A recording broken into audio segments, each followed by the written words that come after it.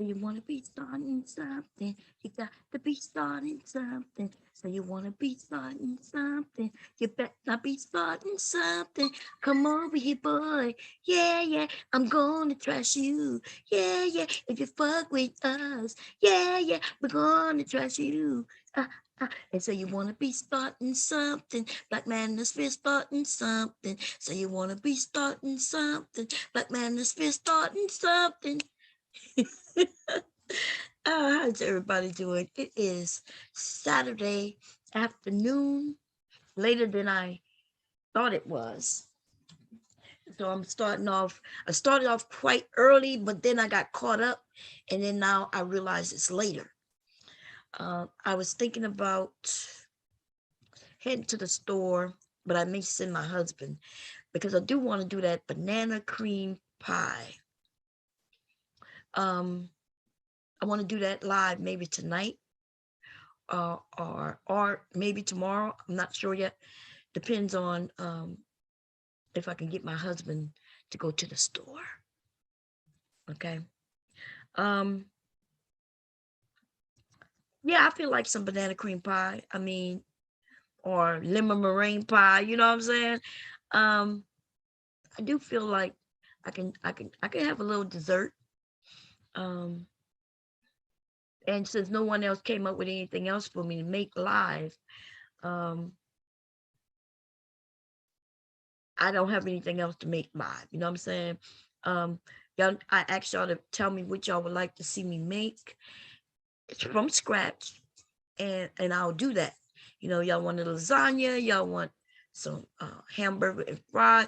Like, I want y'all to think about something that you would want to make for you and your family, something that is easy to make, doesn't take much time, and you don't have to buy it. Especially today, you know, now that gas prices are going up.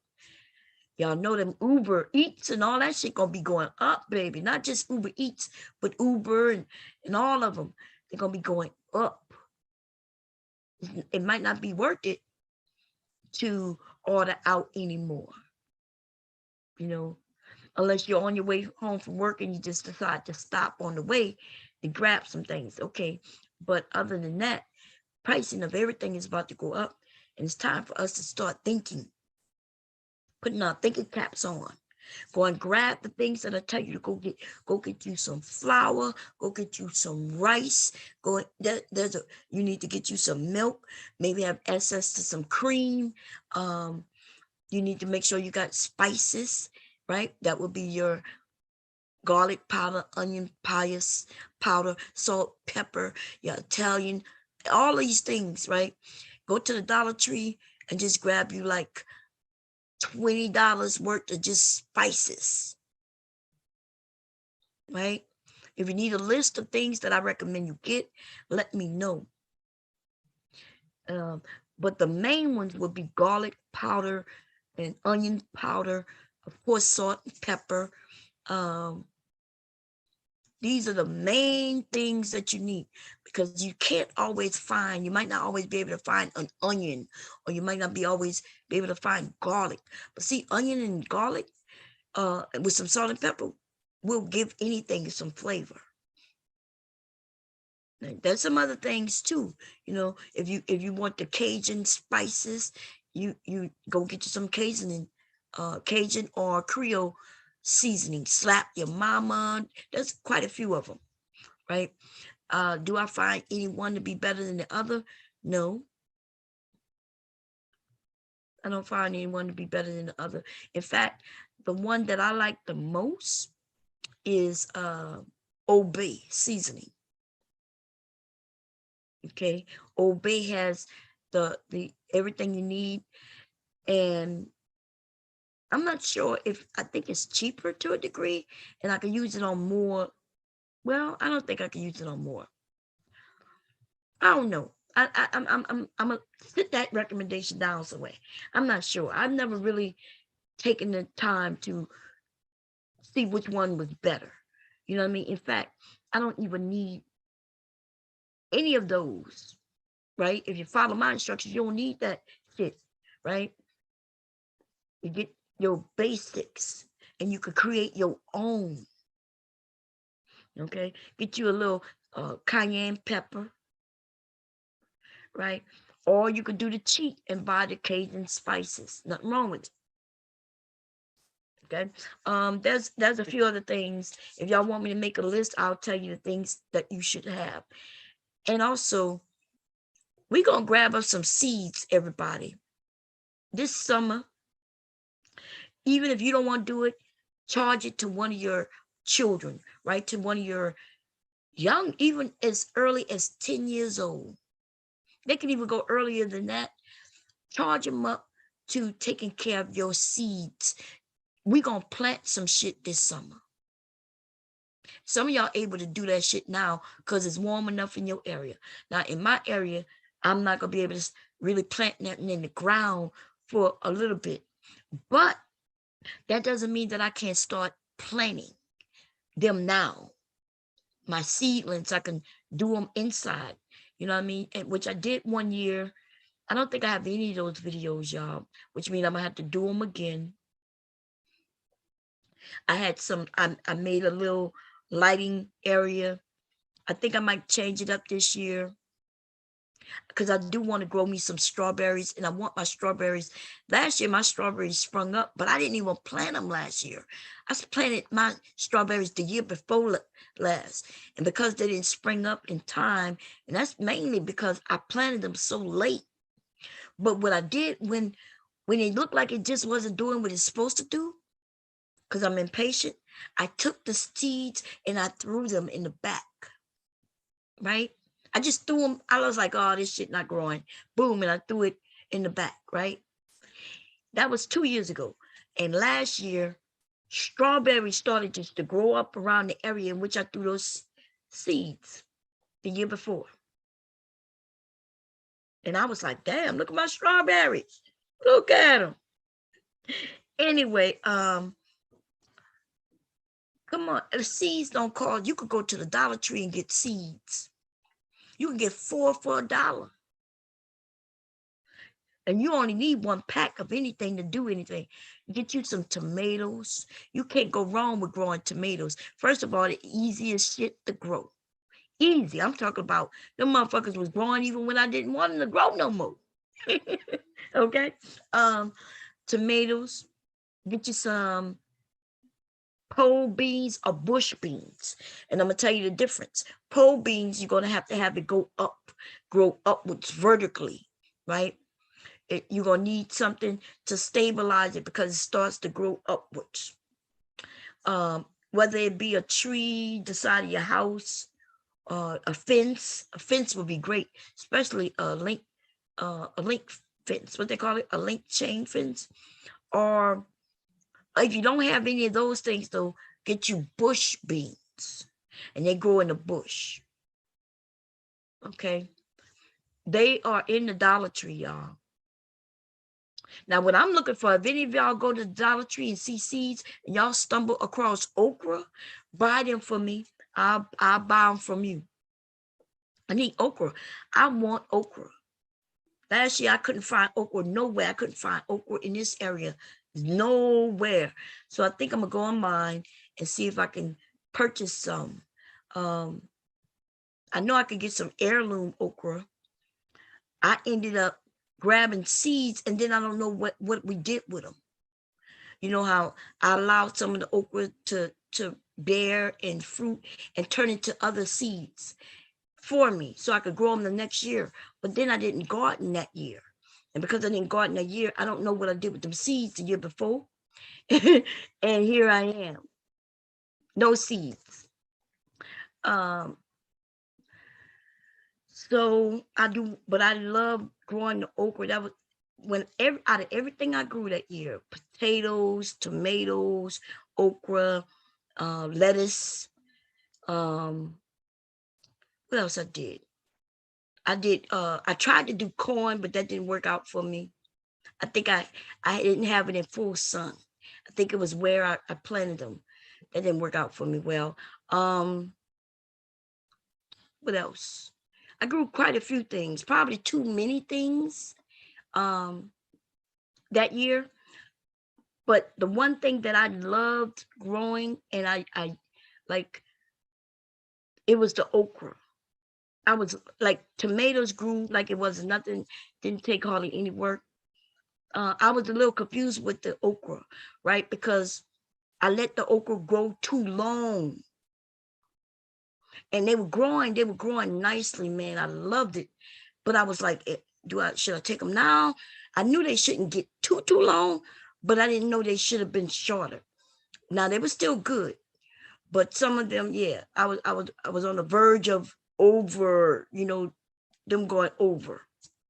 They started growing so much, y'all. It was hard to keep up, and I enjoyed it.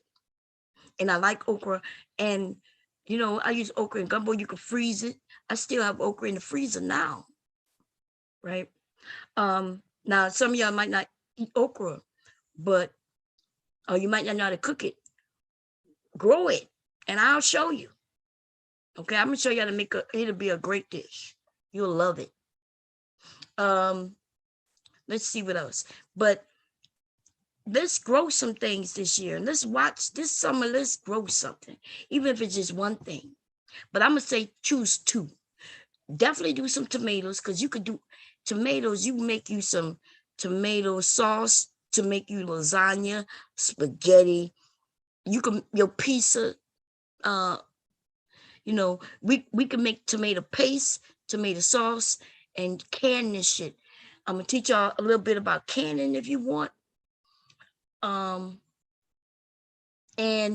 if you have children, this is good to learn, because your children could actually do the work for you. You point them to my video and let them follow along, right? Or you listen to the video and then you tell them what to do. And that's not only you learning, but guess what? You teaching the next generation. That's how this shit's supposed to be. Even if you don't want to learn some things, you're old enough to know that you don't want to do something. But you ever thought that the next generation might want to? And even though they might not want to do it now, they might think of this shit as be grateful for learning this shit when they get a little older. Because there's a lot of things I learned when I was younger that I was like, I don't want to know this. Why I gotta do it? And now, like sewing and a lot of other things, right? But now I'm like, yeah, I know how to do these things, right? So you might not want to do it, but sometimes we shouldn't give our children options, especially when we know that it will help them, can help them in the long run. You tell them this summer they can play all the video games they want, but they got their chores they need to do, and they also and a part of their chore is gonna be, we're gonna call it 4-H club. We could call it home ec. I don't give a shit what you call it, but let's teach our children some shit, okay? So they can then use it when they need it. They could pull it out their bag of shit I know how to do when they need it, and then they could teach their children. And if your children are older and you got grandchildren, then let's teach them. Grandma and grandpas, let's be grandmas and grandpas. And this stuff, you can make it fun. You make the younger the better. See, Leaky they like playing and shit. When they 4, 5 years old, they like wanting to do what you doing. The attention span might be a little shorter, but that's okay. You know what I mean? That's okay. When Leaky want to come sit over here by my laptop and act like he's typing on it, you know what I mean? I let him do it for a little while. And then he'll go about his business. Now, if I tell him no, then he wants to do it even more. No, Leaky, don't do that. No, Leaky, don't do that. Mama, don't do that, Leaky. He wants to do it more. So I use psychological warfare against them. Yes, I do. Okay. I know that they want to do it, If I tell them no, they're going to want to do it more. So I might let them do it, act like they're doing it, let them act like they're doing it, and then they go about their business. Some parents be like, nah, I'm going to just whip his ass and make him go. Why? For what? Now, if it's something harmful that could hurt him, then I don't play, right? No, he can't play with the scissors because he want to play with the scissors. I don't say, oh, yeah, he'll play with the scissors so he can go about his business. I tell him scissors are bad for him. And he still wants to grab the scissors, and then I will whip his ass if he commits to not listening to me, because then I put on my serious voice. And I do eye-to-eye contact, and I explain, these can hurt you. My mom don't want you to be hurt, and so you cannot play with them. And if he reaches hand to get him, I smack him on his little hand. Not too hard, but I let him know I'm not playing. This can hurt you. But other than that, anything that can't hurt him, nobody give a damn about like that. He hits on my laptop, and I let him know, don't hit the laptop, Leaky. Leaky wants to hit the laptop.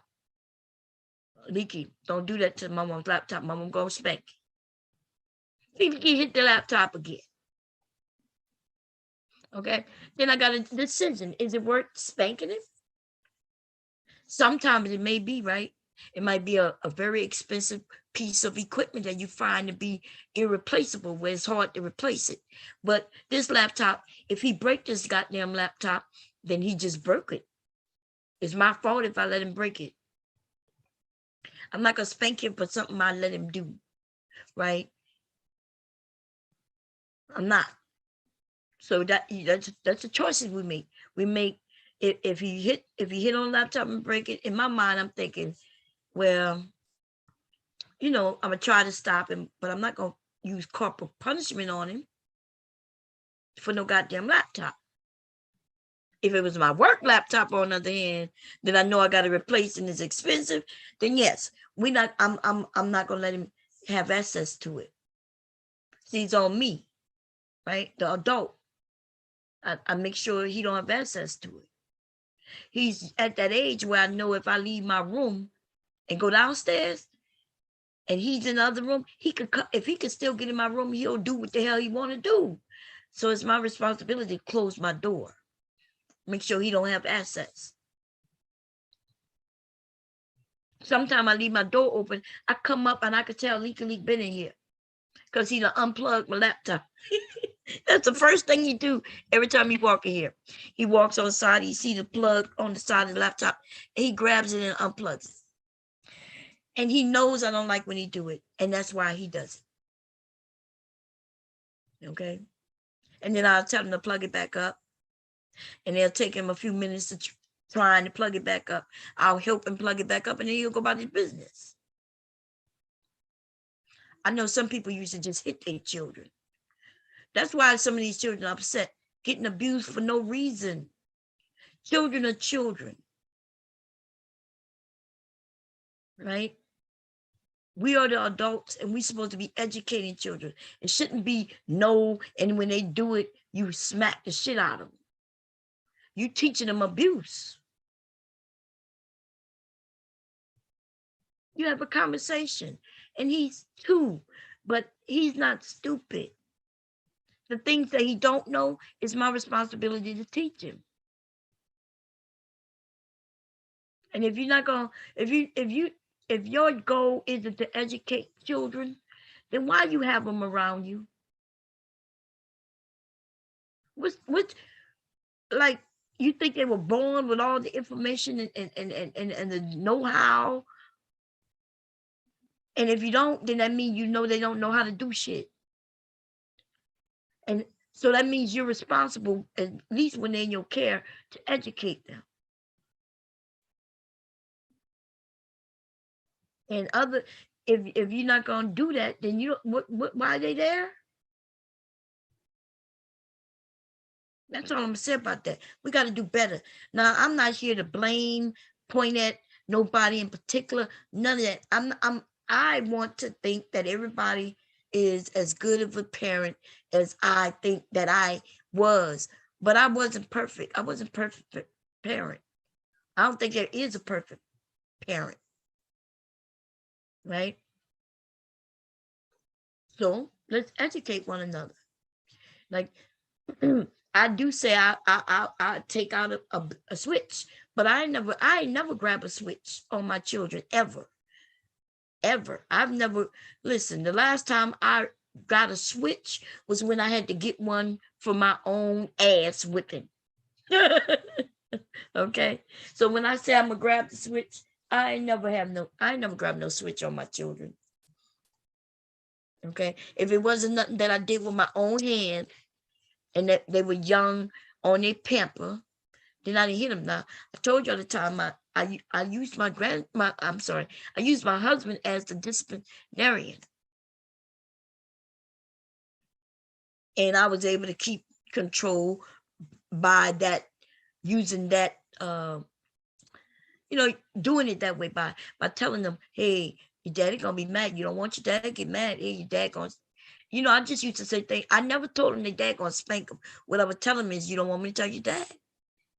Do you want me to tell your dad on you? And yeah, even when I tell Leak that now, I'm gonna call Pop Pop. No, don't call Pop Pop. And he'll do whatever I want him to do. It's something about the men, you know what I mean? And but it's not all men though. It's the men who, when people look at kids or even other adults, it's something about them that make you want to respect them, right? And so it's not about fearing, like I'm fearful that he gonna hurt me, but it's just that you don't want to disappoint. And I allow my husband to have that, right? I actually set it up by even telling my kids when they were little, and my grandson now, you don't want me to tell your grandpa, or you don't want me to tell your dad. You see?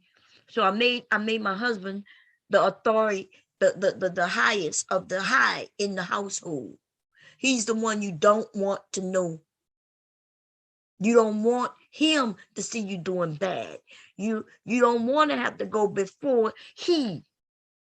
You don't want to go before he, right? And that's me setting that up. So for the men who might be hearing and say, yeah, the man does this and the man, there is somebody always to have your back. They help you to have that power in what you want to have. You want to be able to sit at the head of the table. You think you did that by yourself? Or did grandma help your pop sit at the head of that table and to be respected? Because Pop wasn't even there long enough in the house dealing with the children for you to know nothing about him, except he's the strange man who comes every once in a while sitting in that spot at the table. It's your grandmother who gave you the knowledge, who instilled in your head that you don't want to be bought before your grandpa or your daddy. If you men don't understand that part, that is why in the manosphere, you men are never going to get what it is that you want. Because your godfather, he don't know this. And so he's never going to be able to teach you this. So you ain't going to never know it. As far as he know, all you got to have is some money. You think your grandchildren going to be looking up to you just because you got money?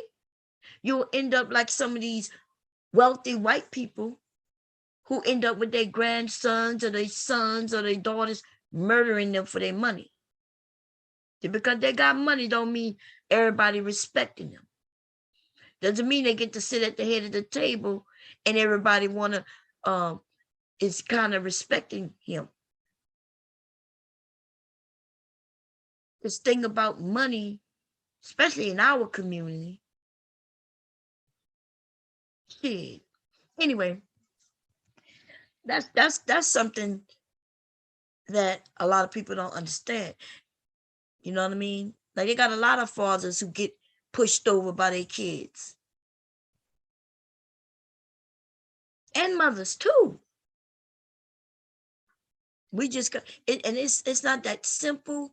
That you got to have a plan, and since nobody wrote it in a book and nobody really giving you the tea, you know, it might be hard for you to navigate. But I'm trying to give y'all the tea. I don't know if y'all understand what I'm saying or not, but what I am saying is this: in a family of two, whether it's male, male, female, female, female, male, it don't matter, right? Man, woman, woman, man, yeah. It doesn't matter, right? Um, everybody has a position to play, and their position isn't based on their sex. Ah, see, that's why some of y'all think Kevin is right. Y'all think he's right because we all know that people got a part to play. What he's wrong about is that part, that role that you play, that part that you play, has nothing to do with your gender. Nobody's against people having roles to play in life. The thing that people are now saying is that there's no gender role because it's not based on your gender. There's just because I'm a woman doesn't mean I should be the cook. Right? We're a family. And if I don't cook and our family got to eat, then the next person who's in charge, he should cook, or she. And if we go by the rules in which these manosphere men are putting out there, some of these men gonna die of starvation. How is it that you can cook when it's just you, but you can't cook when you're a family? That makes no sense. That makes no sense. And if you wasn't meant to cook at all, then I guess you should have been born with a wife attached to you. These are just roles that in a household, in a family, we come up with what needs to be done, and everybody has a position to play. And that position that is played is based on who you are as an individual. And always know that they can always change. Something can happen to where she can't get up and do what it is that she's supposed to do. He may not be able to get up and go to work and do what he's supposed to do. Somebody has to do it though. World ain't kind on you. You can't go and knock at the people you got to pay your mortgage to, or your bills, rent to, your electric bill. You can't say, knock, knock. I'm sorry to inform you that I don't have no money this month, because the man of the house, the breadwinner, he got sick. And so he didn't work for 2 weeks. So we have no money coming in. So can you kindly wait until you get back on his feet? Now, that don't work that way. You're going to come up with that money, or you ain't going to have no electricity or no place to stay. And so the losing, the thing that the manosphere want to put out there is a losing hand. The hand they want you, to help you deal for yourself, is a losing hand. And these men, the ones who want to teach you, they don't know nothing about complications of a relationship. They don't know the things that could come up, that may even come up. Some of the things that's guaranteed to come up if you're starting to have children. They don't know this. You know why they don't know? Because they never had no family in which they headed, a family in which they had to be a part of actively on a daily basis. They may have been the daddy, right? The out of the household daddy, who really all he did was send check, and he didn't even do that on time. That's why he, even though his daughter is a way of age, he still was paying child support. And it was back child support. Why would there be back child support to a man who was on it, with it? High value man always paying. Why you owe back child support? Oh, you mean there was times when you didn't pay? Whether it was because you couldn't pay or you decided not to pay. It's a good thing though that there was somebody that had helped that child survive. Because if it was based on some of these losing ass niggas, your child wouldn't have had to die in an abortion. Your child would have died of starvation. You lame ass, nobody ass nigga.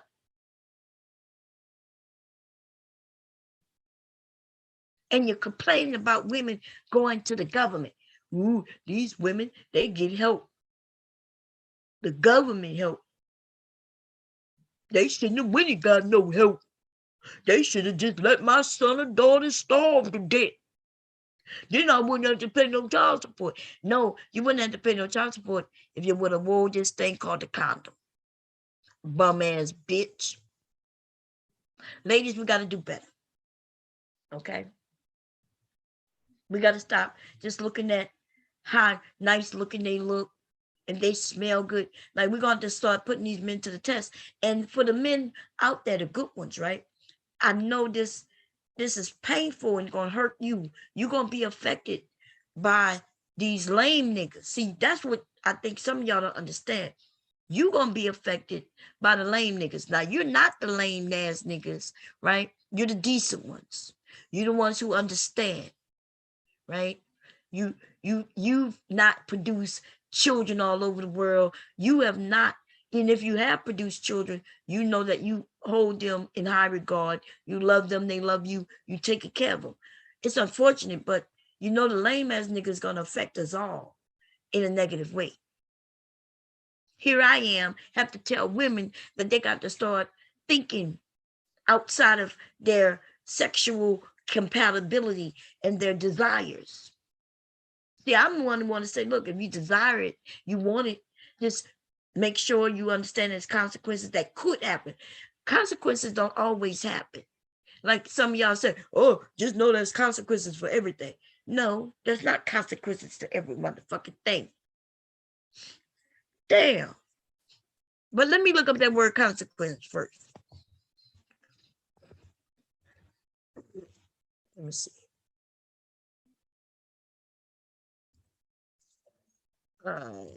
Where's my phone?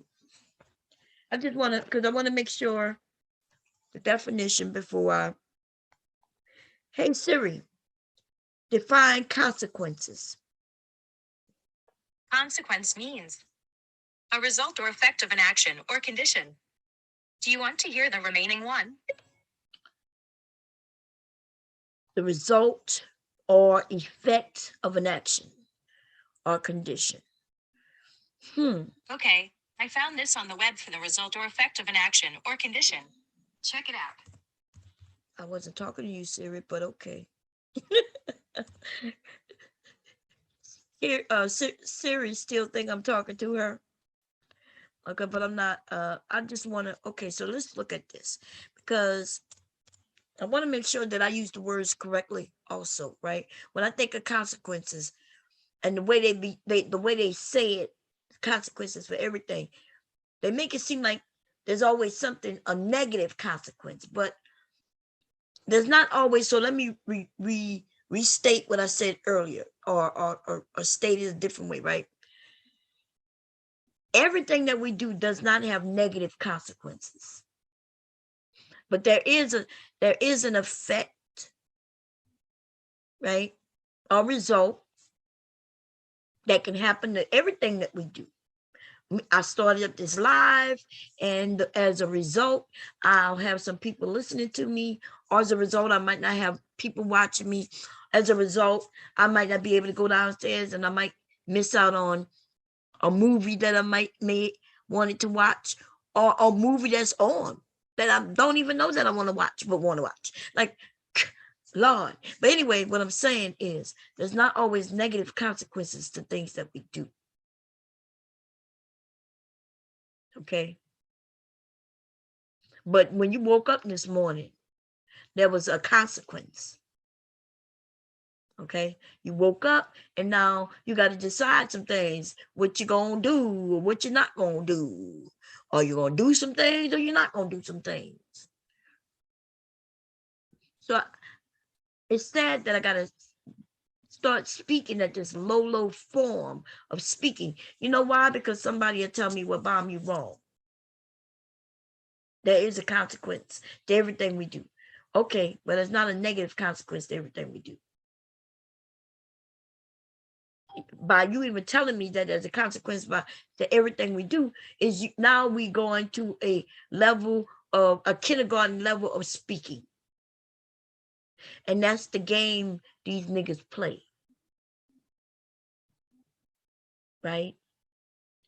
We are adults. You don't have to talk to me like I'm a kid. So I'm not talking to you like you're a kid. I'm talking to you in a way in which I know you understand. But then you'll go back and rewind and be like, well, no, there's consequences to everything we do. And everything we do, that is something that you know, there's a result, effect about something we like do. I didn't know that I had to talk to you like a child. But now that I know, I'm gonna define every fucking word to make sure that I'm using the correct word and the correct verbiage. It's getting to be a little ridiculous. Okay. Anyway, parenting. I think I am going to start a parenting little course for parents, because we got all types of parenting going on, and I think was effective for me was a mixture of them. Right? I didn't parent through fear. I parent through love. Right? But there was that little portion of, I guess, fear, right? When I would say, you want me to tell your dad? And it was like an option I'm giving them, because I can go tell your dad if you want me to. Now, see, that way of parenting doesn't work for all children. And the more children you have, shit, your parenting style, you may have just as many parenting styles. You might be able to parent one child one way effectively, and the other child is not working for. So guess what? You can't give up on parenting and say, well, there was nothing I could do. I raised them both the same. Well, you know, the thing about being a parent is it was your choice to bring these children into the world. And the more you bring into the world, the more parenting, like I said, you might have to do. If you see it actively not working for one of your children, then guess what? You now then have to figure out what works for this child. That's what you have to do. Oh, it sounds like it's a lot, huh? Well, as you was pumping out them children, or pumping up some woman to have these children, then you should have thought about that. Because that's a fact, Jack. You may have to parent one differently than the other. And if you have 3 and 4 or 5 of them, you may have to parent each and every single one of them in a different style. That's why parenting is hard work. That's what they say. Is it really, really hard work? Well, no, it's not strenuous on, your muscles and shit like that in your body. But man, just trying to figure shit out. It could be strenuous on your mental state. Trying to figure it out. Trying to keep up. Trying to understand that you a parent, man. Anyway, I'm gonna come look at the chat, but I think I am gonna do because maybe there's some learning that even I can do, learn as a result of being a grandmother. Let me just say this though. I admit, and will always admit without shame, that I feel like I'm a far better grandparent than I was a parent. But I'm a damn good parent. as good as I could be, right? Like I said, there's no perfect parent. Um, what I will tell you is the reason why I'm a better grandparent is because I have more time on my hands, I have more understanding, more knowledge, and I'm a little more calmer because I have more time on my hands. When my children were younger, there was a time where I was running from being their parent and running to a job, picking them up for daycare and getting them home and starting to cook dinner, right? Now, my husband took care of them in the morning. I took care of them in the evening. You know, he used to work nights. I work the second shift, and it depends on when, right? There was a time where he worked straight nights and I worked mornings. I worked one job where I worked split shift, y'all. I used to go to work in the morning, get off by 12, and go back at like 3 and get off at like 7 or 8. So I did a split shift at one of the jobs. I kind of like that, right? Because I had to get up in the morning, I would take them to daycare, and then I would go to work. Then I would get off at 12. I would go home, take a nap. That's my free time, right? And then also when I'm getting home at noon, my husband might be just getting ready to go to sleep because he worked all night. So we getting in bed together, and the children are at the time. I think I only had one son at that time. He's at in daycare. So that's that mama, hubby, and me time, right? That me and hubby time. But really, it wasn't because that just means we going to sleep. He was gonna sleep all the way until nighttime for him to wake up to go to work later that night. I was gonna go to sleep until about 2:30 and wake up at 3. 2:30 to go back to work for 3, right? And I'm at work at 3. He would go and pick up the kids about 5:30, 6 o'clock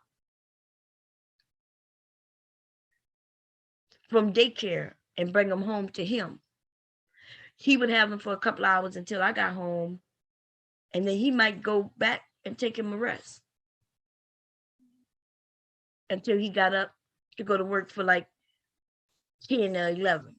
Can't remember the exact times, but that's when I was doing a split shift. But before I worked that job doing a split shift, I worked at Matlock, which is a trucking company, and I went to work in mornings. So I woke up, I drove them to the daycare, went to work, got off from work, picked them up from daycare, and went home. I would start dinner. Hubby would wake up maybe around 8 so he could go to work at 10. So that means I'm doing most of the work, right? That was that time. Then there was another time where I worked second shift. This was another job. And hubby still worked nights. He was the one putting them on the school bus, right? He was the one putting, well, one of them on the school bus, because he would get home in the morning. He would get them up, get them dressed, and get him on the school bus, and he would have the youngest one. He would make breakfast and things. I wouldn't get up until maybe about 11, 12. Hubby could now go to sleep, right? I would get up to have him. He would go to sleep for a little while because I didn't go to work until 3. I don't even understand how we was doing it then, because we had both of them, the kids then. But I know that he had them in the morning, so I could wake up a little later. And then I think he must have woke up for me to go to work about 3. And then I didn't get off until like 11. right? I think I got to work at 2 to 11, something like that. And then by the time I got off at 11, they were young. He would have them in bed. They would be in bed by the time I got home. But then he would be getting ready to go to work himself. So we were for years.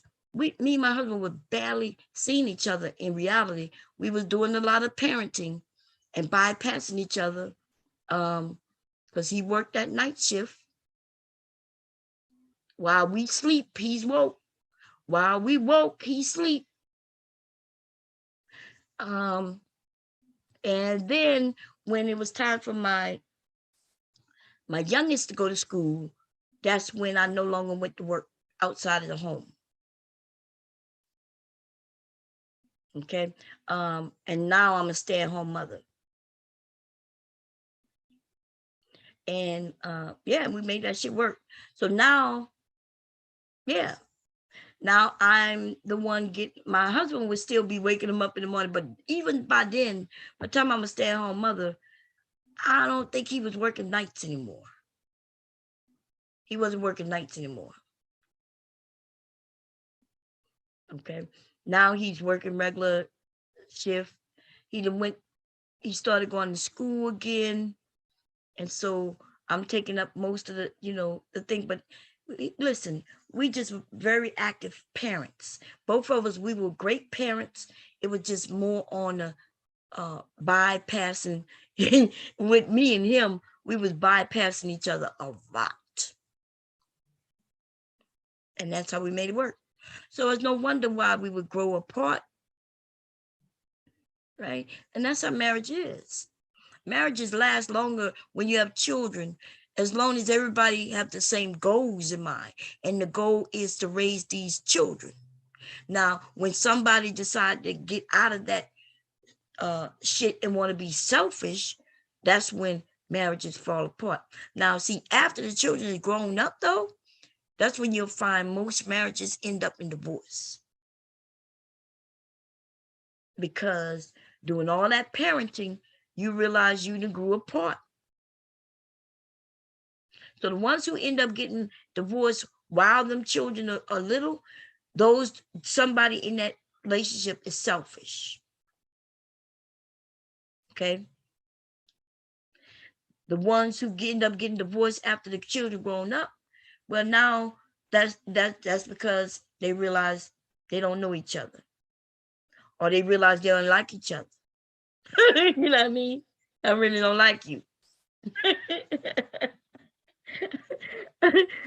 But at least they went through the parenting of them children.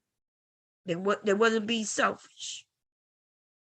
Now there are some little, there's some in those relationships and these things that I've said, there's some things that are you could consider to be not fitting my mold, right? Like for instance, if there's some abuse happening and a woman be like, I'm out of here, or he's saying he's being abused and he's out of here. I'm not counting those people, right? I'm talking in larger groups, and I'm telling you, parenting, but when people are parenting and they realize that this is a job for both of them, then yes, they stick together for the children's sake, unless there's abuse. So even at times when I was thinking, I don't know if I want to be married, I stuck it out through for the children. Times when I was thinking, well, damn, like I don't feel like I'm getting I don't feel like we're married. So why are we married if we don't feel like we're married?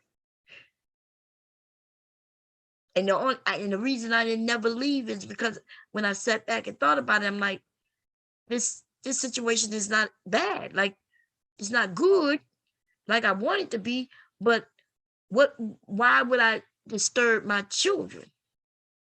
That mean I'm selfish. Because I do put them before me as adults are supposed to. I was looking at Dr. Phil this week past. Let me see and the show is called, in case anybody want to go check it out. Let me see if I can find it real quick. Paul, we'd love for you to get social with us. We're going to have lots of new products. God damn it. Give me a second. I don't know what the hell going on. My remote not. Sorry, y'all. Turn this shit off. My remote wasn't responding right.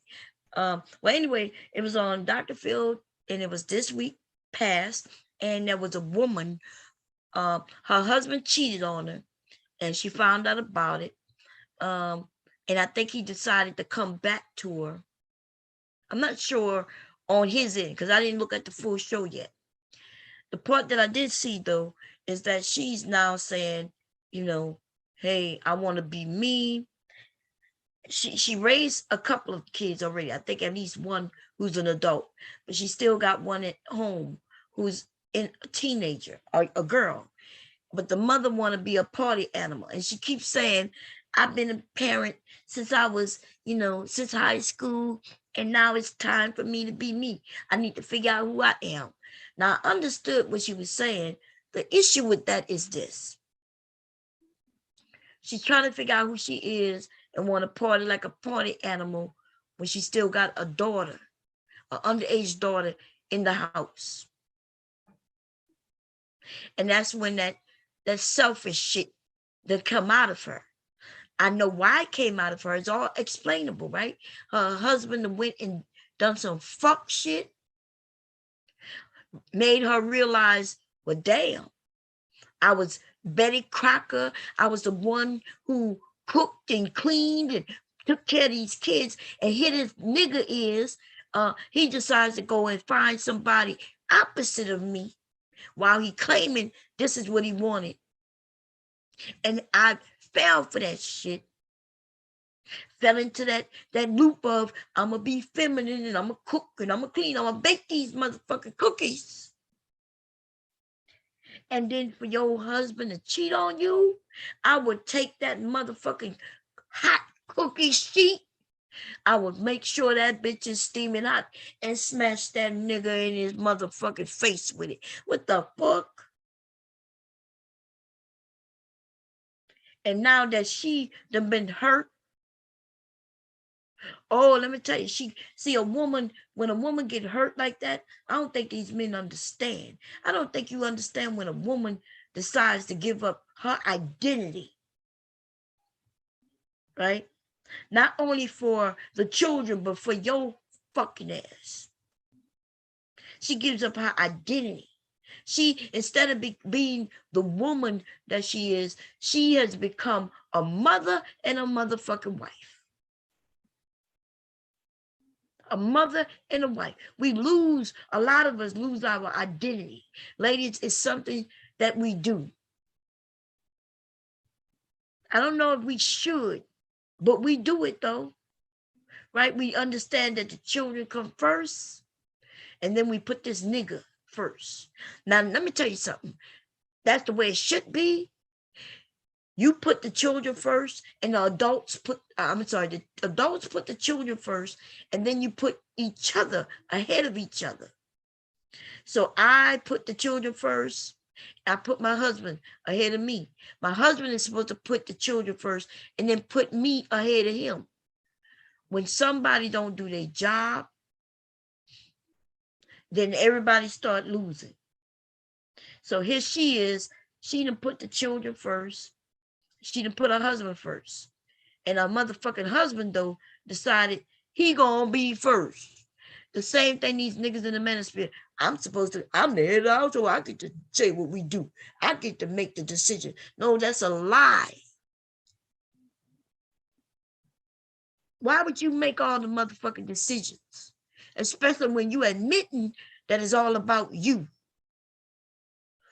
Only men with an understanding of family gets to make the motherfucking decisions. When he understands that on his watch, he's supposed to be making sure everybody's taken care of. Hello?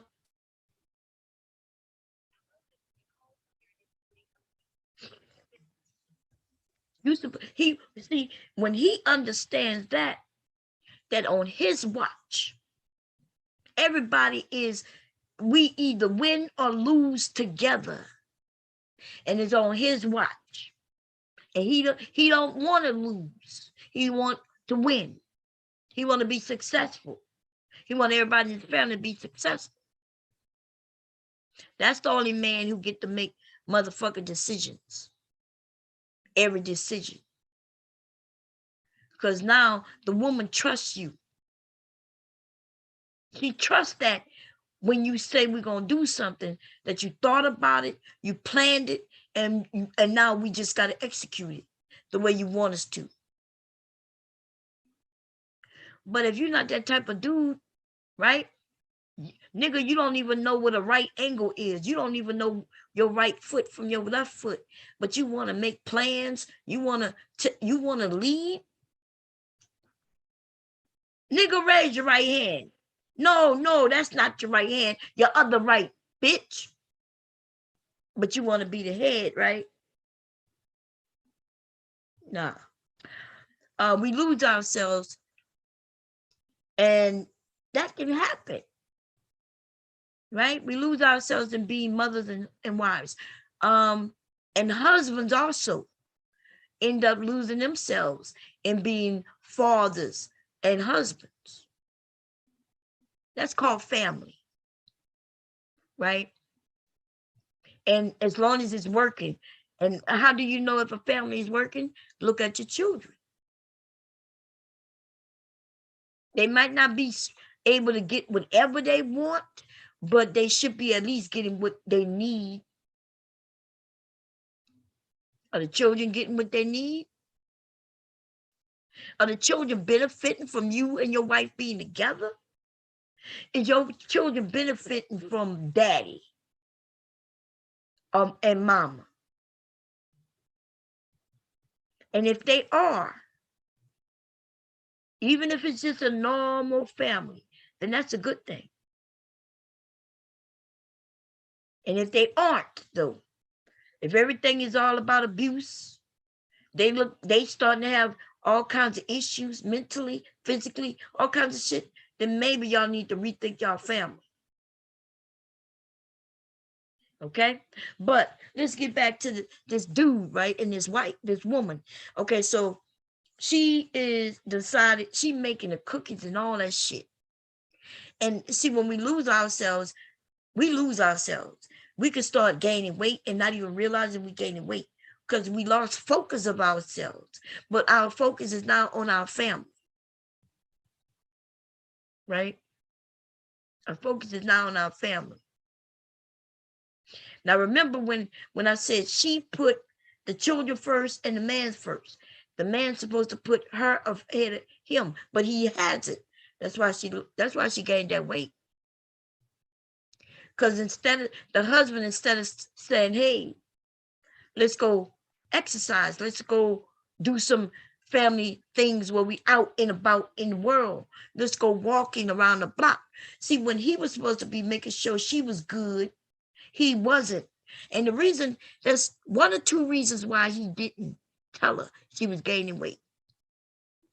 One of the main reasons is that these niggas get real comfortable. The more weight you gain, the more comfortable he feels. He feel comfortable that nobody gonna be able to want to come and snatch you away from him. So he allows you to fall. When he was supposed to catch you, he didn't. But he made you feel safe though. He still made you feel beautiful, right? Because he wanted you to stay on the path you was on. So yes, without you even noticing, and for those who don't know, yes, without us noticing it, we could gain weight. That's right. Lots of things make you gain weight. People lose weight from stress. Some people gain weight through stress. It's a lot of things, right? But the man, the husband, from the time she gained 10 pounds, he was supposed to come up with some plan.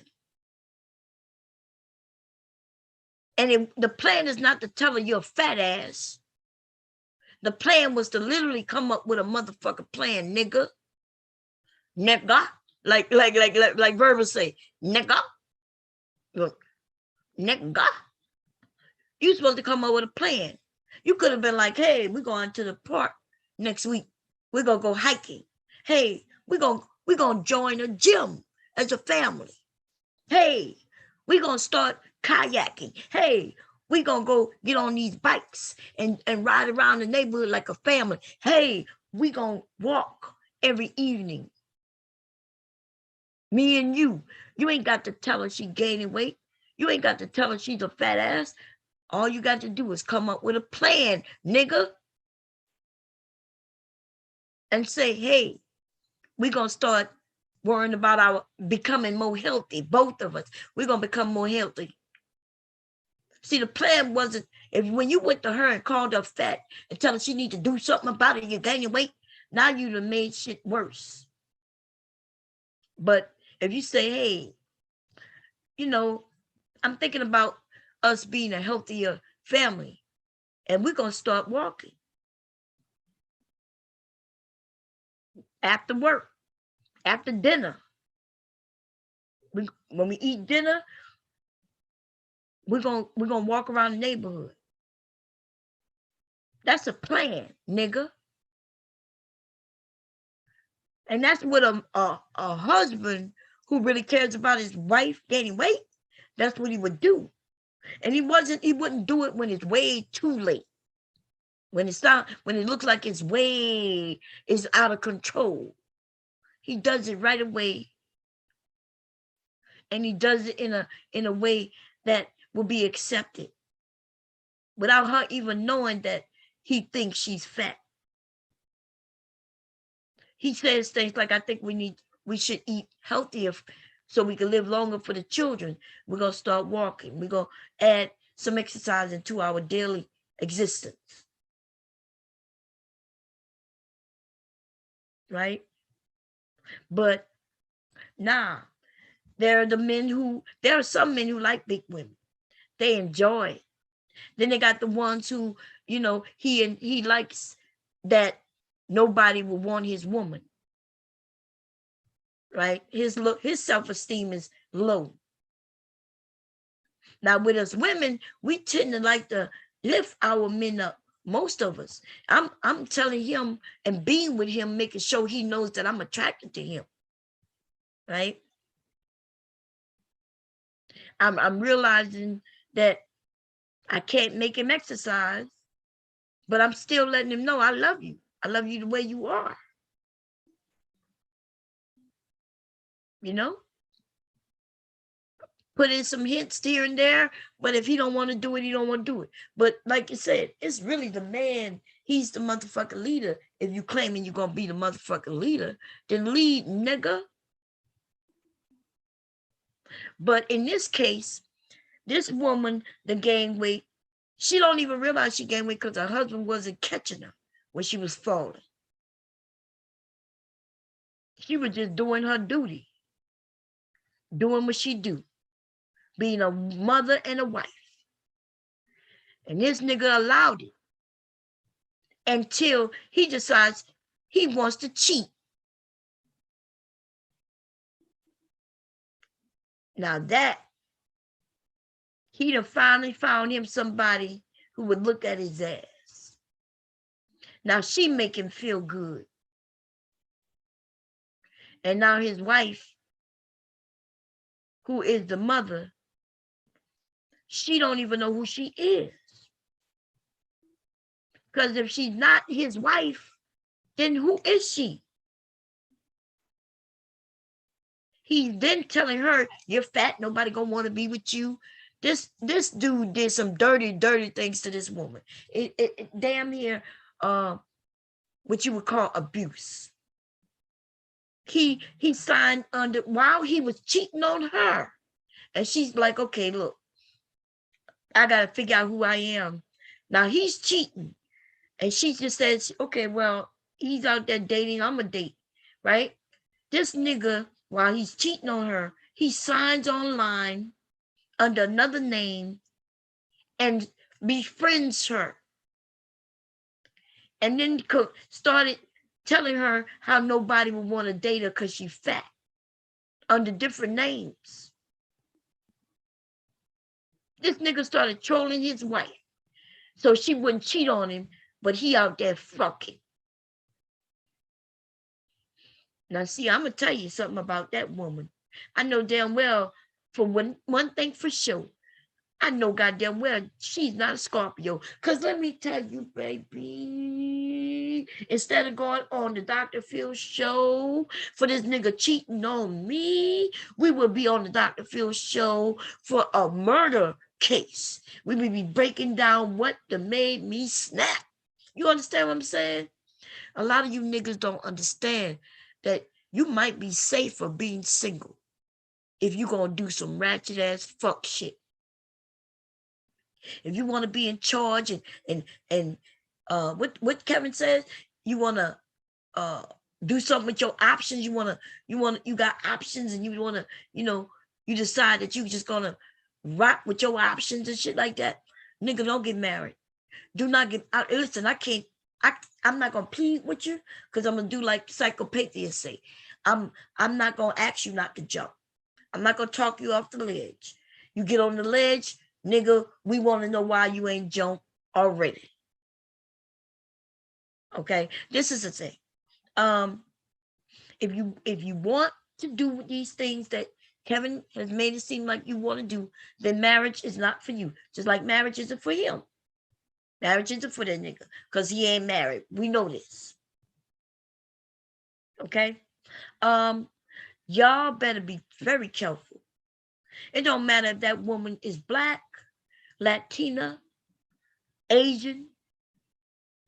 She could be from Haiti. She could be Haitian. She could be Chinese. She could be, listen, if you go and fuck around on some of these women, it don't matter what her ethnicity is. It don't even matter her age. You just never know. You're going to end up possibly with the right one, baby. She's going to teach you a lesson. And the lesson might be something that you won't learn yourself. Your family ends up suffering and learning the lesson. Y'all want, some of these men want to play with us, and we're not to be played. Some of us not, listen, I'm not to be played with. I'm glad I was the woman to let that be known up front. You got to know up front with me because I'm a dangerous bomb that's ready to always explode if you fuck with me in the wrong way. You shake me a little too hard, boom, I might blow up in your motherfucking face. See, ladies, it's time to let this shit that these niggas to convince you of, acting like you feminine. Oh, you got to talk all nice. Yes, daddy. Whatever you want, daddy. I'll be, yes, daddy. I'll cook and clean for you. Nothing wrong with that. But if you, ladies, you can let these, you listen, you opening the door up for a lot of shit with some of these fake ass men. Before you give him that femininity and that docile, all of that shit that you want to give him, that he claim he want, you better make sure that he deserve that shit. You see? Some of these men want women that they can shit on. Because most of them ain't shit. They shit and they want to shit on you. Now, I'm gonna say this and I'm gonna say this because I've never really said this before. And I do say it, I guess, in little ways, but I guess I'm gonna be upfront with it. Some of you ladies, you like to judge women, right? And especially the ones who are a little bold with it, right? They're out front with it, in your face with it, being straight up with it. You know what I mean? Like who they are, they telling you who they are. And see, there's a lot of men who don't mind that. Some of you women, you judge it, right? What I noticed though is those women the type of women I am, and women very similar as far as being open and being honest and just showing who they are, whoever that is. We don't get beat and played with. Men fear, and I mean like fear. They think once, twice, 3 times a motherfucking about this lady before they go to do some shit that might piss me off. Like, that's what I'm talking about. Right? A nigga who don't even think about your ass when he's about to fuck over you. You know why he don't think about you when he about to fuck over you? Because he ain't worried about whether he fuck over you or not. He don't really give a shit. He don't know how you gonna react, but he'll take his chances. You open yourself up to a lot of shit because you want to be so ladylike. Don't tell him the truth. Don't show who you are. You don't even want him to think that you're bashing him in his head. When they ask why there's certain women, certain types of women that's married, right? And even if she get divorced, she could get remarried. Y'all wonder why? Because the men at least know. My husband knows, without a doubt, what he got. He know the truth. He know the real me, even when I'm nice and sweet. That's a part of me, yes, right? I'm mostly sweet.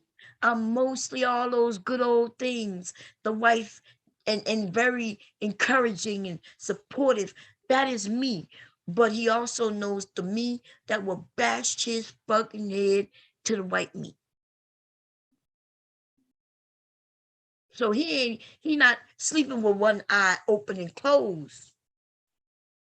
Because if he ever do some shit that fucks over me, and he even think that I found out about it, he ain't coming here to sleep with his eyes, one eye open and one closed. That nigga know not to come here at all.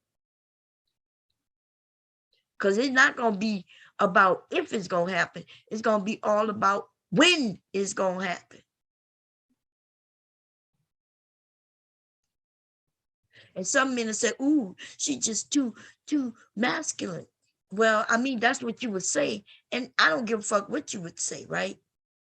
What I am telling you, though, is this. If you think that you're going to be able to shit on me, and since you know that you can't shit on me, if you consider that masculine, then I'm a he-man, bitch. You're not going to be thinking you can get what you want from me, mistreat me, and think you could come lay on side of me. When my husband decides to fuck over me, he just needs to know that he needs to continue on his way. There is no do-overs. Now I gave the options of, hey, we could be open with this shit. And if that's what we decide to do, then I'm rocking with it. He rocked with it. But just know that if that's what we decide to do, then that's what we gonna do. You're not gonna get to do what you want to do, and I'm gonna sit here and let you do what you want to do, but I'm not gonna do nothing. If you want to hop in some new vagina, then I'm going to skip and hump and jump from dick to dick, as many dicks as I decide to. Now, does that mean I'll just be jumping dick? No, but if I want to, yeah. Men can't take that. They don't like it. They want to go and get some new pussy, but they don't want you to get no new dick. And there lies your answers, ladies. That's a conversation for us behind the scenes, but I'm going to tell you, I could teach you how to get him. I could teach you how to keep him straight. I could teach you how you're going to keep it as long as you do your part. He is the type of man to do his part, right? I can't tell you how to keep a man just because he's pretty and you think he's attractive, and that's the only reason you wanting him on. I can't teach you how to keep that nigga. Right? There's got to be a man who really want to be with you, really want what you want, and y'all have the same goals in mind. I can teach you how to keep him. I can teach you how to make sure he does his part. You got to do your part too. Right? So I put guarantees on my education. If you really want it, then I can show you how to get it and teach you how to keep it. But you cannot come playing with me and telling me, well, you want this from him, but you want to do what you want to do. Now you going to, you know what I'm saying? I'm not here for play. Not whether it's a bitch or a nigga. I don't give a shit.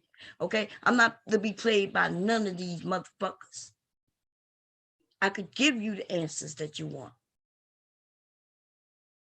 The men as well. If I decide to do a class and teach you men how to get women, I will put a guarantee on it. But I cannot teach you how to go get you a big booty and a nice smile and think I could teach you how to get her, but I can't teach you how to keep somebody that you might not even want because you don't even know her. Y'all don't even want the same things in life. The fuck?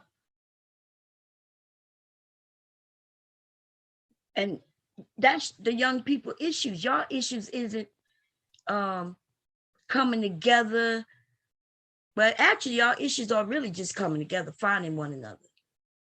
That's y'all issue. Y'all don't know how to approach each other. You don't know if you should be doing it like Chris Brown does it, or if you should do it like, like I don't like Michael Jackson and Smooth Criminal. Like you don't even know how to approach each other.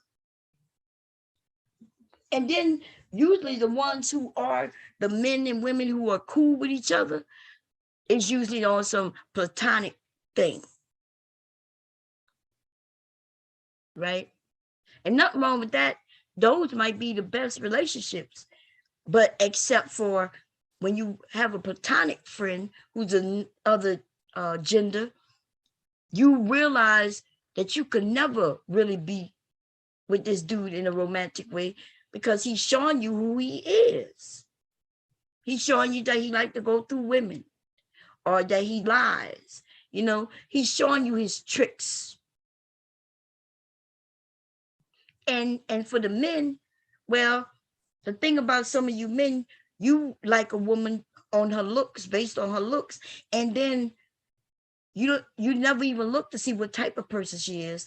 So if you befriend the woman you would like to be with, and you realize that she just want to be out there partying, then you have a problem with that. But that's where she is in her life at this time. You're not there. That means y'all not meant for each other. It's as simple as that. Niggas, y'all want to force it and shit. There used to be a song that said, if it don't fit, don't force it, just relax and let it go. Right? That means that if it don't fit, if y'all not meant to be together right then at that time, then that is not meant for you. Your dumb ass can sit to the sideline and wait for her to calm down. But by the time she does that, she may have met another guy. In fact, it may take a guy to calm her ass down, which also says that it's not meant for you. Because when she looked towards you and you wasn't able, you're not where she is right now, then okay, she knows that you're not for her. If she looks at you and decide that, damn, I really like him, I'm willing to calm down for him, then maybe that's for you. But if that didn't happen, then guess what? That's not for you.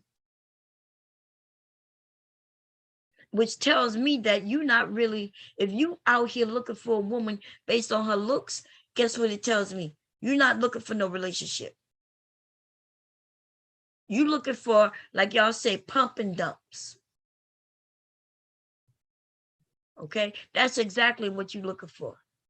Because when you start looking for a relationship, you look for shit that's important in the type of relationships that you want. That's what you look for. You'll look for a woman and you'll see, oh, she says she's looking for a man who gonna be there. She's not the type to cheat. Oh, and she likes going to church every Sunday, and you might like church, right? You find that you were looking for a woman in the church. Then if you're looking for a woman in church, you might want to look for women who go to motherfucking church. Why would you go to a club to find a woman who goes to church? Hmm? Why would you even go to a club to find a wife anyway?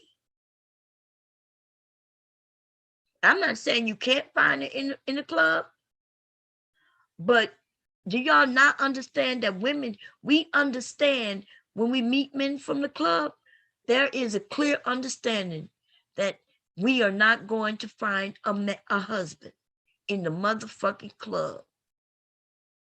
I don't know if the men know this or not. I think because men, you think that all women are looking for husbands. That's what you're thinking. And even when we tell you it's not true, you won't listen to us.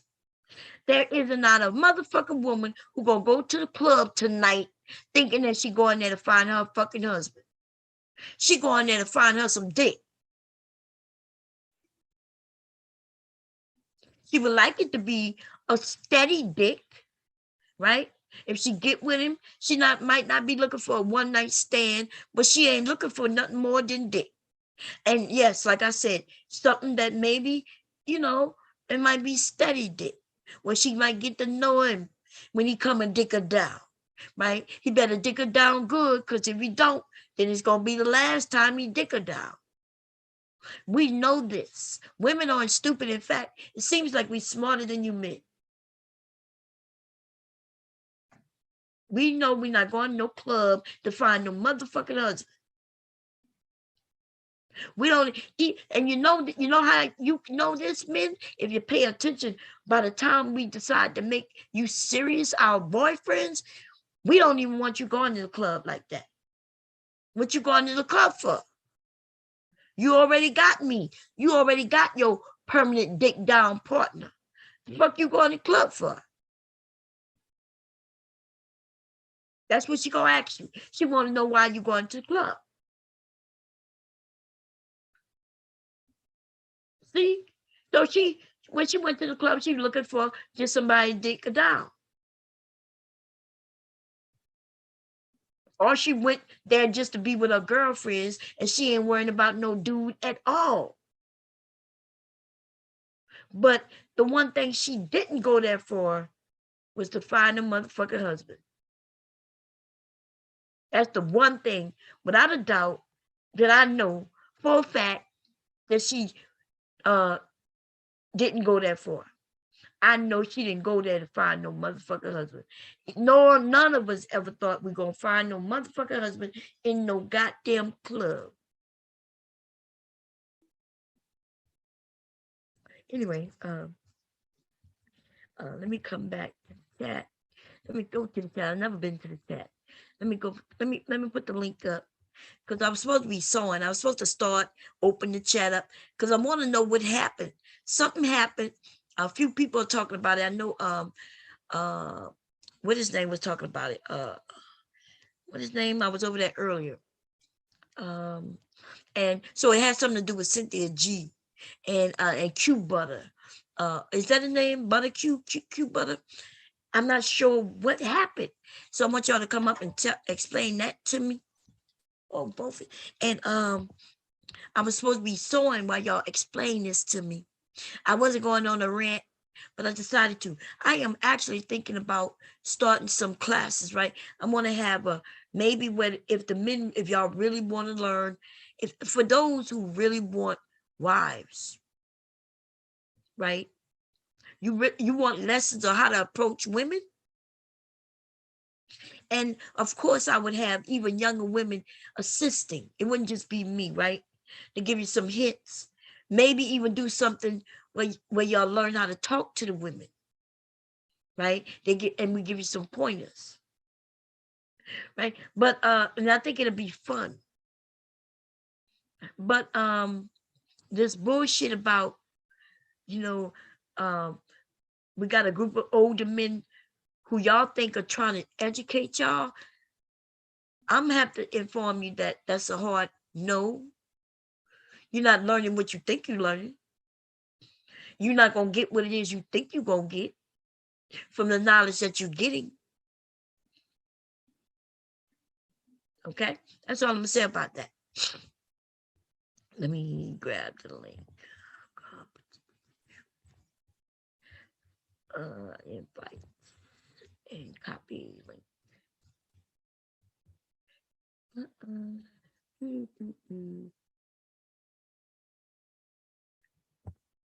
And for the women, what's going on, S?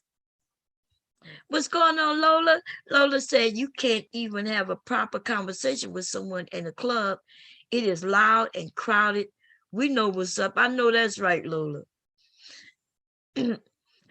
Oh, somebody say, child, I have a 50-year-old cousin and she still clubs with the youngsters and end up playing with the 25-year-old dudes. I know that's right. Lola, if I'm sorry, S, if I wasn't married, I would be in the club too, finding me a little youngin' thing to throw down some D. You know what I'm saying? Throw down some D and he could go about his motherfucking business.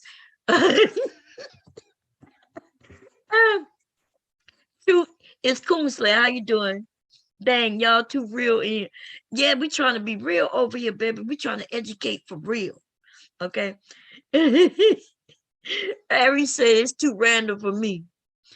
The men in the club are there for to play.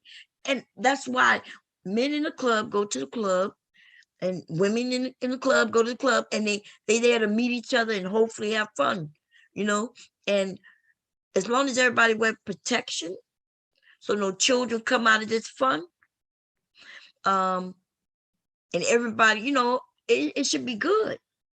Nothing wrong with that for young people or older people. Older people go to clubs too, y'all know, usually where they playing the Al Green, Temptations, that Earth, Wind and Fire. They be having their own little clubs, and same shit, different age group, older women, older men.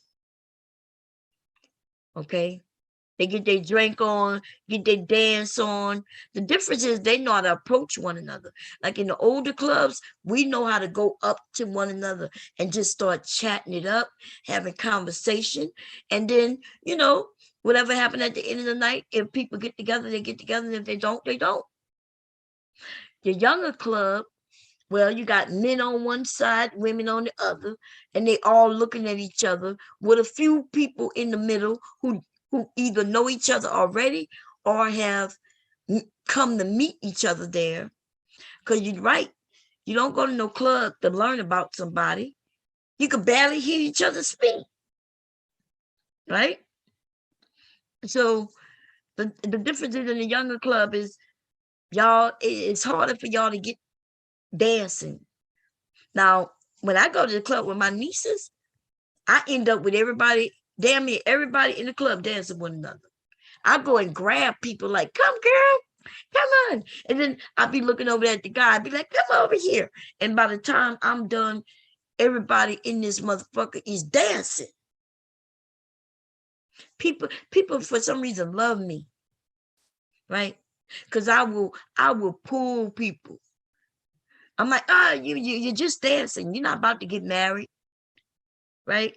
And if the guy is bold enough, he may ask the woman, hey, how you doing? What's your name? Some of them men, I watch them, they don't even ask the woman her name. He had an opportunity of a motherfucking lifetime right there. I gave it to him. Right? I had all the women, especially when they play certain songs, I grabbed the women up there. Like back that thing up. That's one. Y'all know there's a couple of line dancing. line dance songs that when they come on, the women jump up anyway, just on the line dance with just a few of the men. If I get the women on the floor and then I start, acting like they all of their aunties, and then next thing you know, I'm calling the guys over. Come on. And then we dancing in a group. Then all of a sudden, pairing off may happen. And some of these men will take it, the opportunity to ask the young lady her name. And some of them dudes act as scared as shit. Some of them so scared, they'll tell me no when I call them over. So I got this group of beautiful women right here. I called you over. They didn't call you over, but they was okay with me calling you over. And your ass gonna tell me no? What the fuck is you even here for? You know what I mean? What you here for, dude? Why are you here again? Oh, you don't know? Okay, nobody knows. Okay.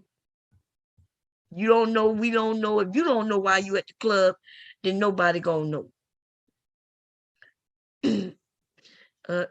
Every said it should be established from the beginning. Bomb, hi, beautiful, glad to see you. Hey, Miss Merritt, how you doing? How you doing? Okay, let me put this. How you doing, sis? Bud, say one time for us Scorpios. Listen, Scorpio, listen, I'm not to be played, good looking honky. Good looking honky. Why you named yourself that? Oh, Lord have mercy. I respect women talking about this type of stuff because I think women think we know and we don't. Either gender can read each other's mind. We got to do better. I agree with that, Bud. I agree that we have to speak to one another. And on the internet, a lot of women, especially over here, right? And in other spaces too, we tell you the truth. But I have a clip. I play a clip every chance I get. Let me play the clip for you. Wait a minute. Where my iPad at? Let me grab this one. Let me play this clip. So I had a group of men and women on the panel, and we was having a good discussion, right? And the women, it was like 4 women and maybe like 5, 6 men. And the men will say something about us, like they were answering questions for us. And I kept saying, hey, we got women up here, let us answer, right? And so we as the women were giving the answers. And I kept, every time they would ask a question and they would make assumptions about the women, we women would say the same thing, let us answer, right? And listen, I asked, hey, the women up here, you don't want to get the answers from us? And the guys say no. And then he said this. Let me grab it real quick. I play this. I'm gonna play the shit out of this goddamn clip every chance I get. I'm not even gonna lie to y'all, okay? Because it says a lot about some of these men. Okay, I think this is it right here. It says a lot about some of these men. Why didn't you want to play? What's going on? Boom, boom, boom, boom. Why did it look like a photo instead of the video? Give me a second. Here we go. Karen, we're gonna see if Karen wants to talk at some of the women. Go ahead. And I gotta respond directly to what Rue was saying. Like, this is why you don't listen to women. Because just like he said, they will spend their young life fucking around with niggas like him, not getting shit, not building shit. And then when they're old and washed up, they want you to come around and be with them. And then he got the nerve to act like we supposed to take a deal like that. Why would you want a man to take a deal like that? Like, this is why niggas low-key hate each other. Like, they're all over washed up bitches, apparently, too. Like, this shit is retarded, bro. Like, why would you want that for your fellow man? Let him talk. I happen to agree with Let him talk. I know you agree. Because y'all, the dog no, seriously. just like him. Go ahead. If you're gonna tell me that women are gonna spend the best part of their lives fucking niggas that ain't worth fucking, and then when they washed up, you supposed to step in and be there. Why would you want that for your fellow man? What does that say about your opinion of your fellow man? I don't Let him talk. You got Okay. 2, 3, 4. Okay, bam. That's it. Time. Okay, so I was timing everybody. Everybody was on a timer, and that's why you hear me say 2, 3, 4. I was counting down. It's time, right? So I had asked the men. I'm like, look, you got women up here. Let us answer. And you heard the first thing he said is, this is why you don't listen to women. And so these men refuse to listen to women. They don't care what we say. They don't care what it is that we tell them we want. They don't care what it is we say we like and don't like. They don't care. And some of them, like this guy, the reason he don't care is because somebody hurt him.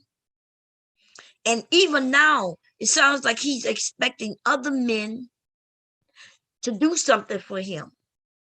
He don't really care about the women. He only care about, why would you want that for your fellow man? Like, who raised this dude? This is a dog-eat-dog world. Survival of the fittest motherfucking world. Right? Women have an understanding of this. Men do too. I can't even lie.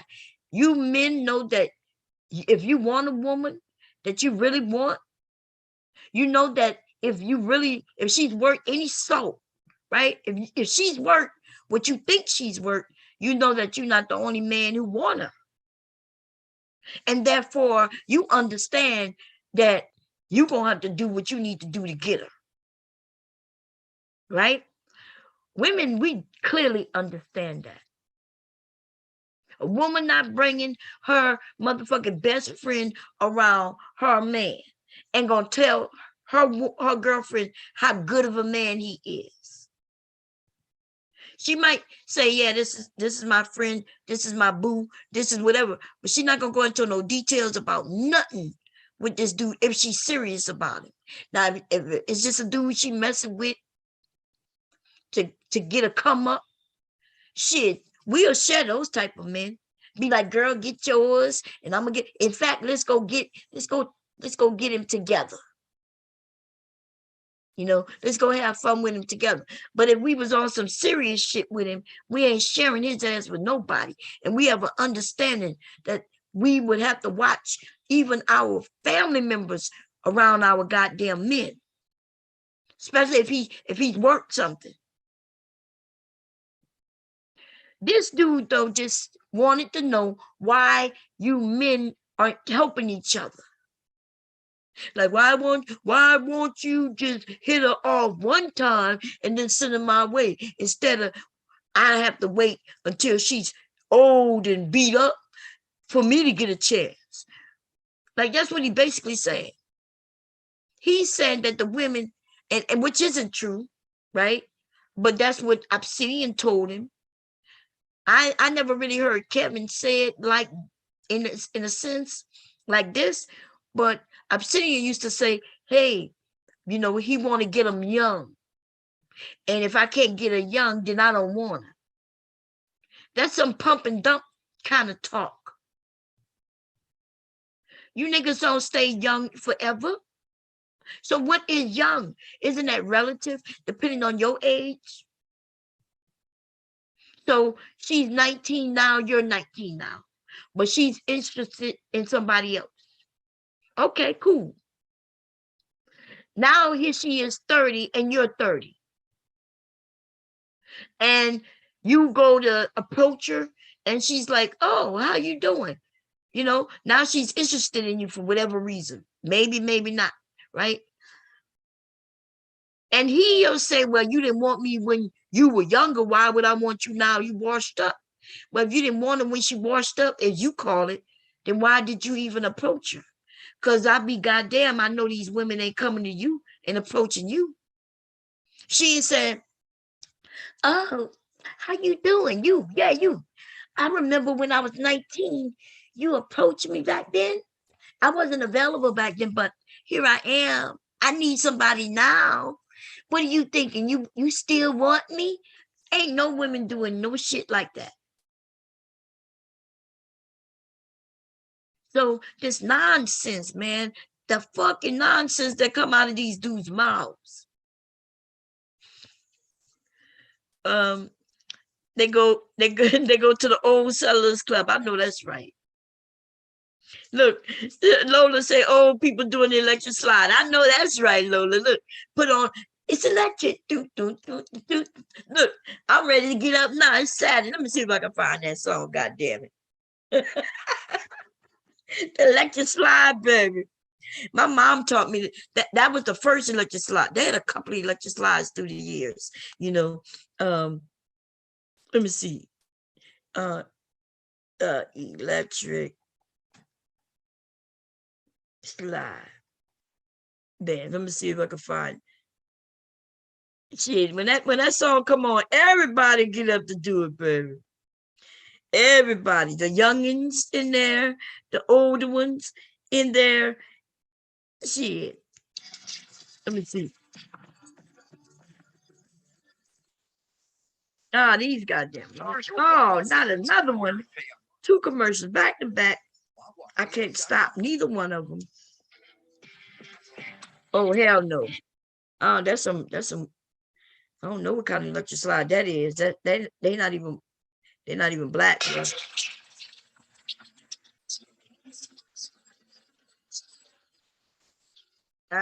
No, that sounds bad. Uh-oh. It's electric. It's a DJ. What's going on, baby? Hell yeah. At the older clubs, you will have some people playing some spades. You'll have them playing bones, which is dominoes. You know what I'm saying? They'll be listen, we'll be playing pity pat. They're gonna be some people drinking. There might be a few smoking, but you know, we tell them to go your ass outside with that smoke, and we know how to party. I could go into a club, an older club, and not know no one there. But by the time I'm done, I'll be walked up to most people, had conversations, and by the time I'm ready to go, I'll be having some women telling me, "Hit me up, girl. Check me out on YouTube. Check me out on Facebook." You know, we know how to talk to one another and just have fun. You know, and so the honest truth is, though, with older men and older women, it's not difficult for us to find one another. For some of you older men, you just got to know where they're going. Where are the women and the men going to meet up, to play spades? Where are they going to listen to the old jams? You know what I'm saying? And in fact, let me see. Where they going to listen to? Let me see. We might have to do a little you know, we can do something tonight. You know what I'm saying? Love and happiness. Yeah. Yeah. Something that can make you do wrong, make you do right. Yes, did y'all hear what he just said? Something that'll make you do wrong and make you do right. You could be doing wrong and right at the same time when it comes to love and happiness, baby. You know what I'm talking about? See, that's why some of you younger people, and somebody said this yesterday, and although I was trolling them, I was doing some trolling when we was talking about the music, but this music right here, if y'all want to change the narrative for our children, our kids, right, and our grandkids, we need to make sure they know these songs about love, songs about how to approach one another, how men approach women, how women react to men, right? Because yeah, that's what we need to do. You know, I grew up listening to this music. So even when I got older and hip hop came around and the cussing and the calling women bees and shit, the other stuff never left me. So this new stuff is, I'm okay with it because I already have a foundation. But if my foundation, like my husband came and told us last night, if the foundation of your knowledge when it comes to dealing with men and women has always been on calling women bitches and calling each other niggas, then that might be a problem. That might be why I don't see it the way some of the younger people see it or some of the older people see it, right? Because I do have that foundation.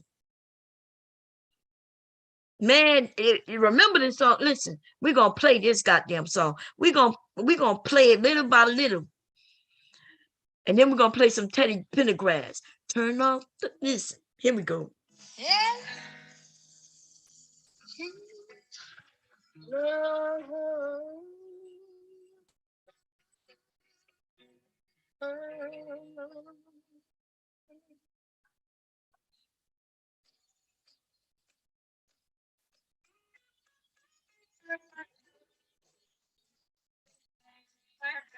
Love and happiness. Wait a minute. Something's going wrong. Someone's on the phone. It's 3 o'clock in the morning. You heard what he said? He said something's going wrong. Someone's on the phone. 3 o'clock in the morning. Yeah, that's what we about to do. That's what, let's do it, Lola. We're gonna analyze songs. Let me go see if I can find the songs and their lyrics. Let me see. Okay, let's see. And maybe we can have the women and the men give their viewpoint on what was just said.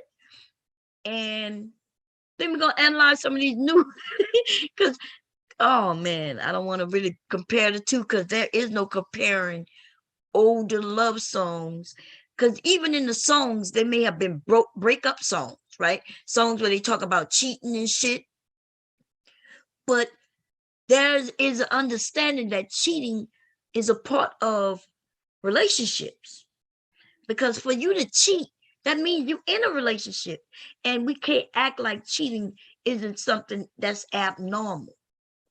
Cheating is not abnormal. It's something that people don't like. Sure. Something that can make you mad, you know, just some shit that might make you shoot somebody. Yes, but it's not abnormal. It's not abnormal. Okay. But we have a group of young people who they think there's always black and white. There's shades of gray in this world, not just shades of gray, but there's colorful shit, right? But everything is not just plain and simple. It's just not. And because I get it where they got men and women who don't want to be heartbroken. I get that. But if I told you that heartbreak is a part of you growing, if you never get your heart broken, how do you even know what being heartbroken means? Right? Shit. You might not even understand the seriousness of a relationship until you either get your heart broken or break somebody's heart. Some men don't never understand the seriousness of a relationship until they go through a heartbreak. By the time they realize they really like this woman, and this woman, you know, she, for whatever reason, she broke it off with him or won't get with him on that level, he looks back and realizes how many women he treated this way. How many hearts has he broken? He never thought about it one moment because he was only thinking about him. If he wasn't heartbroken, then he don't give a shit. He just moved on. Moved on. Not until he get his heart broken, though. Then he can look back. And now when he moved forward with women, he will do it differently. Because he understands. There's no, you know, stop playing with people's emotions, making it seem like you really love them, telling them how beautiful they are, telling you love them, you're going to always be there for them. And then as soon as you decide that, where I've been dating her, so many times. I done hit it a couple of times. Now I want to move on. And your ass done moved on, but you done told this woman you loved her. Now she's heartbroken. You told her you love her just so you could get the pennies. Now she's destroyed. And wow. But anyway, let me see. Love and Happiness lyrics. Let me see if I can find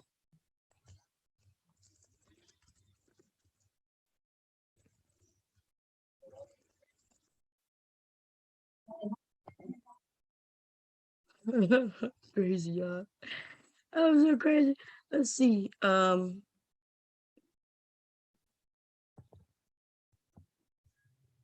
Okay, I have so many windows open, it's ridiculous. Let me see. I gotta come here. Here.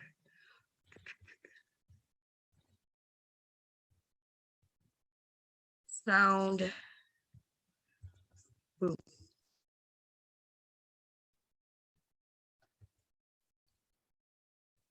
Okay. I think I have to do it this way so Zoom won't stop the music. Let's play it. Literally Balling is the title of my art studio. I'm trying to build. Fair use, by the way. Love and happiness. It says the lyrics. Where the lyrics at? Yeah. Oh God damn. Something that can It must be the end of the thing. I want the lyrics to play on the.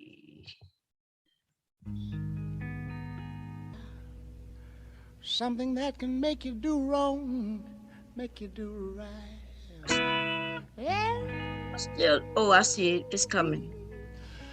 Love. Fair use, by the way.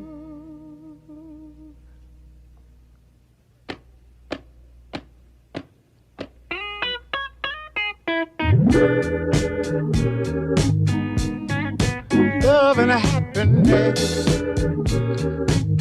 But wait a minute, something's going wrong. Someone's on the phone, 3 o'clock in the morning. Yeah, talking about how she can make it right. Yeah, yeah. Happiness is when. Okay. This is how he defined happiness. He said, happiness is when you really feel good with somebody. Right? That's right. Here we go. You really feel good about somebody. About somebody to be. There's nothing wrong with being in love with someone. There's nothing wrong with being in love with someone. So happiness is when you feel good with somebody. When you're with them and you feel good, right? They make you feel good around them. You feel good around them. You also, it's important for you to make them feel good when they're around you, right? That's when that's what I define as happiness. Now, love, but just because you love someone don't mean you're always happy around them, though. There are going to be times when you're not happy around them. Okay. being in love with someone, yeah. Oh, baby, love and happiness. Love and happiness. Okay, let's choose another song. Let me see. I like this song. This song is awesome, y'all. Okay. That was one song that I broke down. What is it? That I couldn't believe that woman was saying that shit to us. And I'm gonna tell you, it's a very famous song, and we women, especially down south, I can't speak for everywhere, but this song, man, Shirley Murdoch, I think it was Shirley Murdoch. I think so. And like when we broke down that song, I was like, oh my God. Like, did this woman just say that any piece of man was, like she was good with any piece of him, no matter what. I was like, I love this song. I can't believe that I love a song that says this shit. You know, was it called it's Morning, I think. Let me see what the name of that song is. El Green is the shit though. If y'all want to talk about love songs, El Green, we got the Temptations, of course. But to me, Teddy Pendergrass, goddamn, turn off the lights, light a candle. You know, Teddy Pendergrass to me, it just seems to be like, but Teddy Pendergrass was mostly big in was it the 80s? I think it was the 80s. Okay. And so I'm that 80s, right? I was a teenager in the 80s. So that's when love songs and shit kind of, you know, that's when it enters you, right? That's when you think you might be in love with some boy. But Teddy Pendergrass, but also George Michael, right? George Michael had, I used to have this crush. Every time I hear this one song by George Michael, let me see. I think it was Wham at the time, right? He was still with Wham. And there was this one song, and it used to come on almost every fucking morning. And this boy, while we on the bus driving to school, and he had a crush on this guy. I had a crush on him. And every time I hear this song, even today, I think about that guy. Now, I don't know his name, and we was in elementary school. We wasn't even in middle school yet. No. We was in middle school. Yeah, we was in middle school, which is, middle school is 4th, I think, 4th to 7th. Is it 4th to 7th or 5th to 7th? Wait, 1st, 2nd, 3rd, 4th. I think it's 4th to 7th grade. I might be wrong. Let me think. I was in elementary school, and then there's middle school. I was in middle school. I do know I was in middle school, but I do know that I had a crush on this guy. All that other shit, I don't know. I know what school I was going to. I don't know what grade I was in. But I do know I was in middle school. And it was it Careless Whisper? I don't know. Let me think. George Michael. So that was George Michael. See, I'm from a time before hip hop. Before hip hop came, we had the George Michaels and the Madonna and the Eagles and the, you know what I mean? There's bands y'all don't know, because by the time hip hop came, y'all was born. Hip hop had been out for a generation, right? Hip hop hit the scene in the late 70s, or I'm gonna say early 80s, right? So when I talk about music, I know I was here from the very beginning of hip hop. I remember the actual first song I ever really heard on the radio, and that's when that dude was talking about, and the chicken that tastes like wood, that song, right? And then that songs with the roaches on the wall playing basketball kind of shit. It was kind of clever. It was funny, and it was different to a beat, and it was rhymes, right? And so when that shit, like, we thought that shit was funny. Mind you, I'm in the South, so, you know, I don't even know how long it took to get to us. If it was right there at us right away, I'm not sure. But what I will tell you though is, some of y'all, you know, you might not know George Michael, or you didn't know that he was with a group called Wham before he was George Michael, right? And they was 80s. So in the 80s, before hip hop, man, we listened to the Eagles, like we listened to rock and roll, right? It was crazy. If I some of the songs, let me see, where's my phone? Let me let y'all listen to some of the songs we listened to. This is before hip hop. And these songs were very popular. Okay. Let me go through my library in my phone because I have all the albums. Okay. Library. Artists. Let me just go through the artists real quick.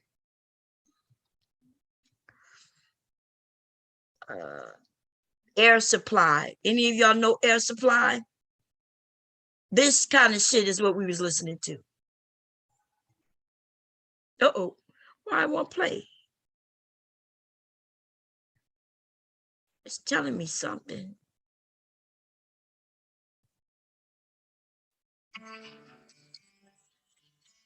That's okay, here we go.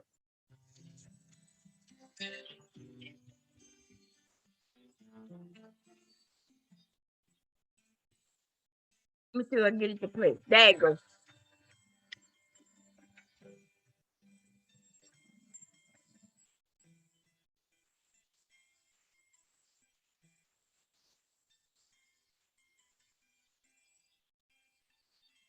Let me find it on YouTube. I can play it that way.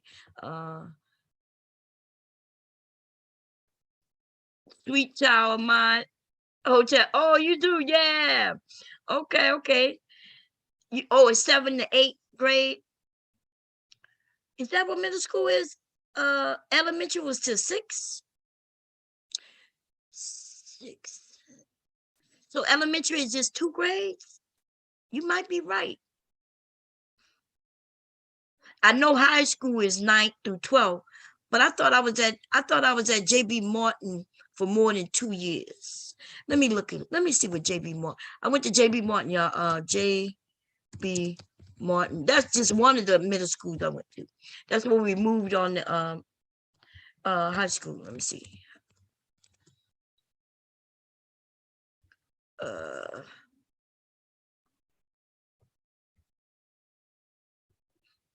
Elementary, yep, here we go. So my elementary school was RJVI, which was next door to JB Martin, right?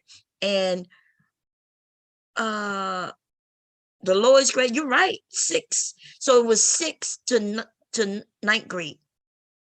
So yeah, so middle school was 6th to 9th grade, and no, I'm sorry, 6th to 8th grade. And 9th grade is high school. So 6, 7, and 8. And then we go to we went to Hornville High. I went to Bonneville High. Yeah. Okay. Anyway, what's the name of the song we looking for? Let me look at see y'all list. Because I want to know let me see what the age group, because I'm looking at what y'all putting up. So, Sweet Child of Mine, that's what I'm talking about. Some start from 6th grade, I believe. Okay, I got you. Let me see. Some of these, some of y'all, right, depending on y'all age group. Oh, it was Betty Wright. Was it Shirley Modoc? Which song we talking about? The one where she was like, any piece of man. I think you're right. I think, let me look. God damn it. She hurt my heart, man, when we broke down that goddamn song. I was like, and I love the song, but when we broke that shit down, I was like, did she just say that shit? Betty, where you at, Betty? Let me look at Betty. Here go Betty right there. I don't think it. Yeah, it was After the Pain. You're right. It was Betty Wright. And here we go. Listen to this shit here, y'all.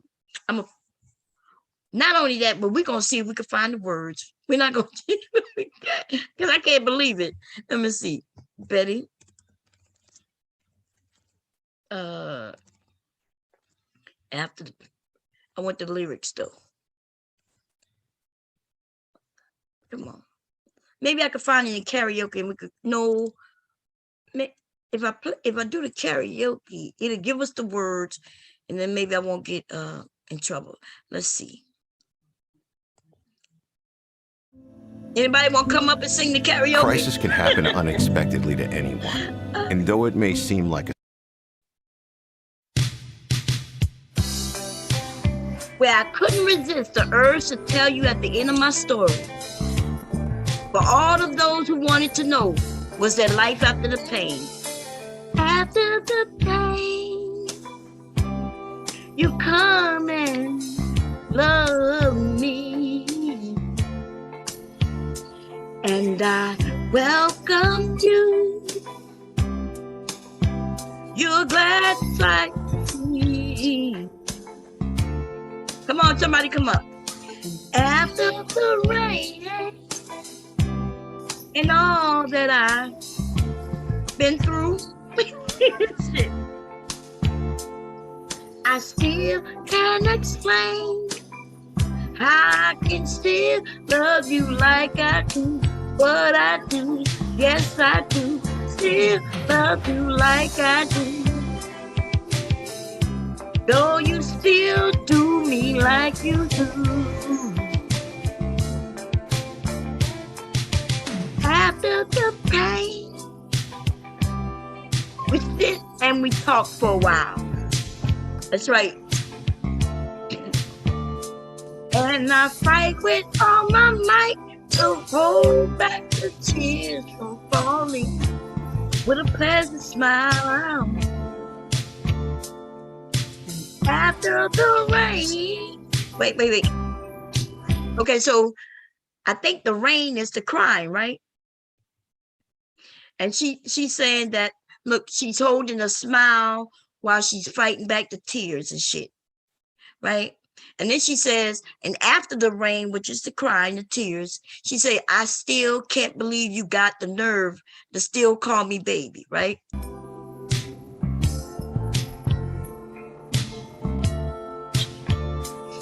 And I tried to tell you, no, it ain't so, but I guess, no, this ain't in me, right? Because she don't have the nerve to tell him no.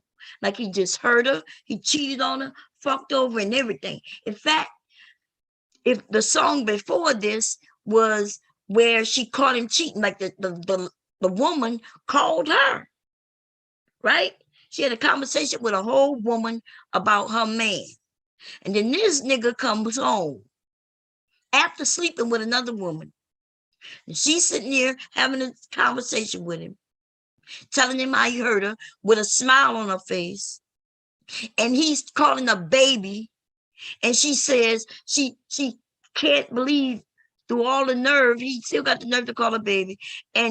But she ain't got no in it. She can't tell him no. Fuck out of here, nigga. Boom.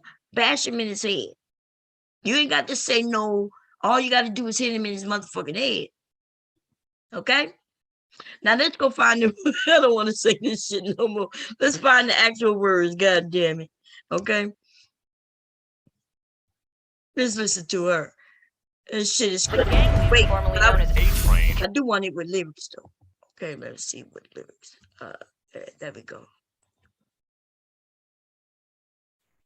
Yeah, here we go.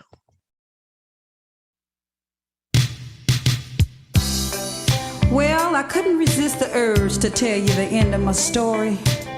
For all of those who wanted to know, was there life after the pain?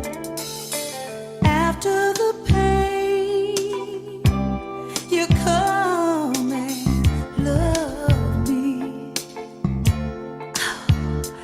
and I welcome you. You're a glad sight to see. And after the rain and all that I have been through, still can't explain how I can still love you like I do. But I do, yes I do, still love you like I do.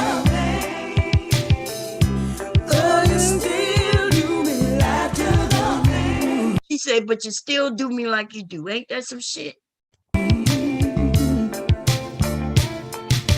After the pain, we sit and we talk a while, and I fight with all my might to hold back the tears. smile. Why is she smiling? This nigga just cheated on her. Don't smile. Look at that nigga in his face with a serious face. Like look him, staring up and down. Let him know you're huffing and puffing. You're about to blow the whole house down. Shit. After the rain, I can't believe you got the nerve to still call me baby. And I tried to tell you no, it ain't so, but I guess no just ain't in me. Well, I could find no, lots of no's, hell no, fuck no, shit no, god damn it, no. But it ain't in her. It will be in me though. I don't know what kind of fuck shit this is. I'm gonna be honest with y'all. I love this song, but this is some fuck shit right here. Okay? This is why some of these men were getting away with the shit they were getting. This is why they believe in some of the things they believe. They think we women supposed to be so in love with them that we just gonna let them walk over us. But I be goddamn. Okay? Now I'm gonna continue playing it. Fair use. Cause boy, I still love you like I do. Though you still do me like you do.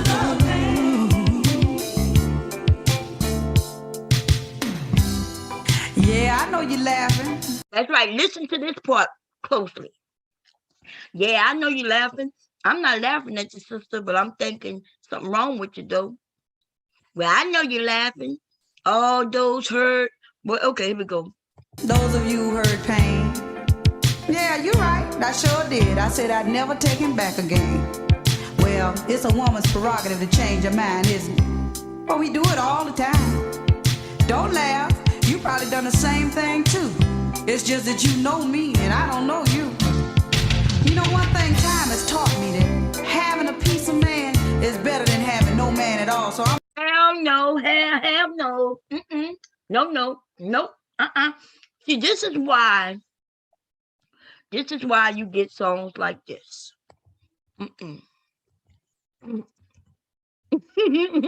Wait a minute. See, the pendulum has swung so far to the other side, right? Let me think of one real quick. That's why you get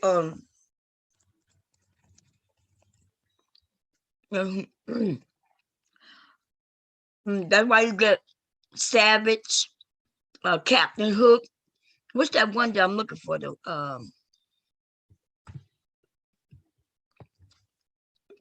It's a freestyle.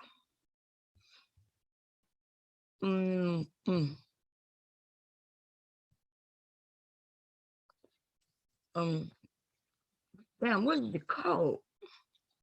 Running Up. Let me see if I can find the words to it.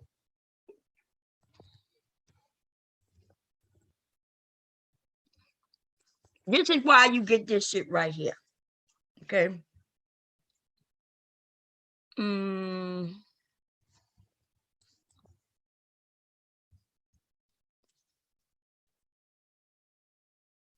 Fair use.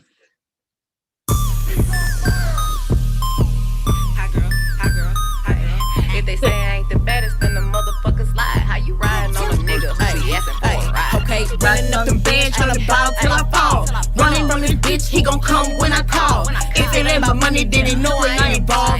Worry about these motherfucking haters, not at all. 9 times out of 10, I'm the realest bitch you know. If you ain't wanna pimp, then when you fucking with me for? If you ballin' and you know it, then let the money show. If you actin' scared to split it, I'ma show him to the door. Now shake with it, shake to shake with it. And if the beat live, you know Lil Juke made it. And when I pop it, he gets stiffer than some fake.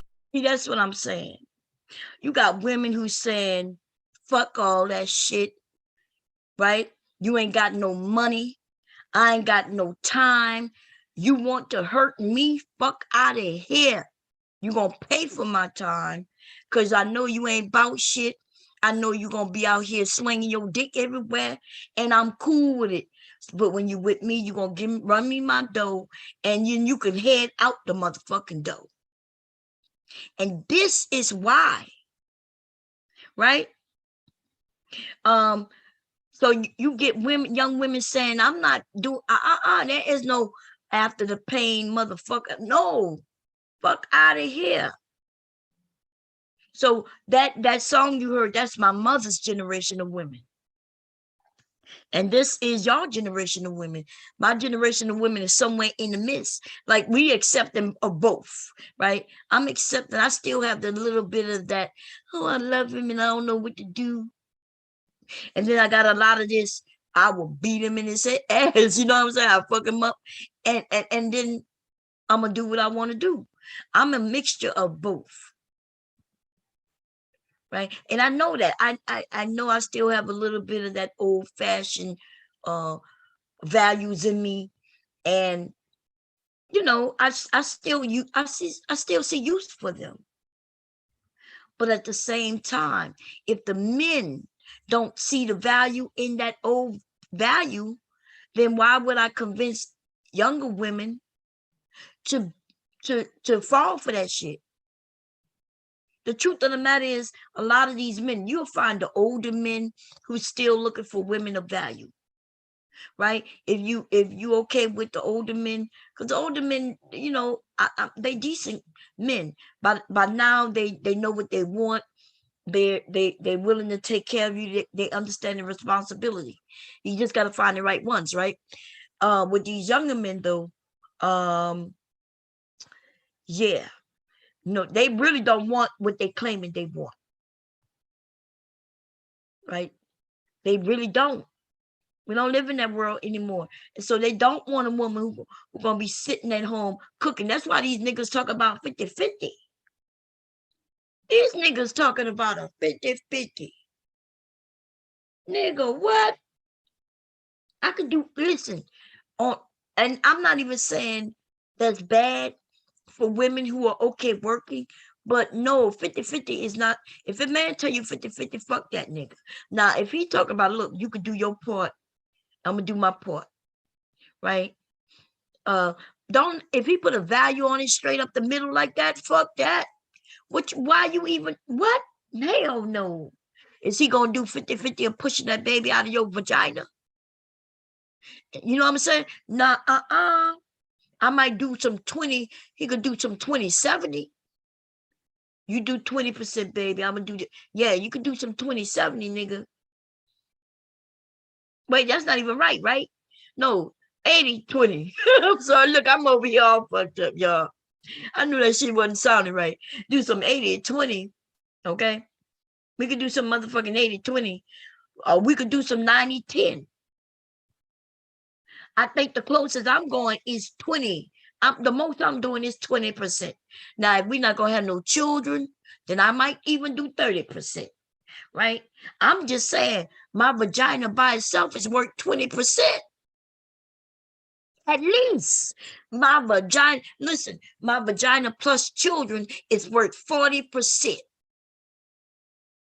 Okay? That means if I'm giving you children and vagina, all I need to give you at the most is 10%. But if I decide not to give you no children for whatever reason, then I'm willing to go up to giving you 20%. That's goddamn right. Because see, I'm still giving you vagina, which I'm pricing it at the minimum of 20%.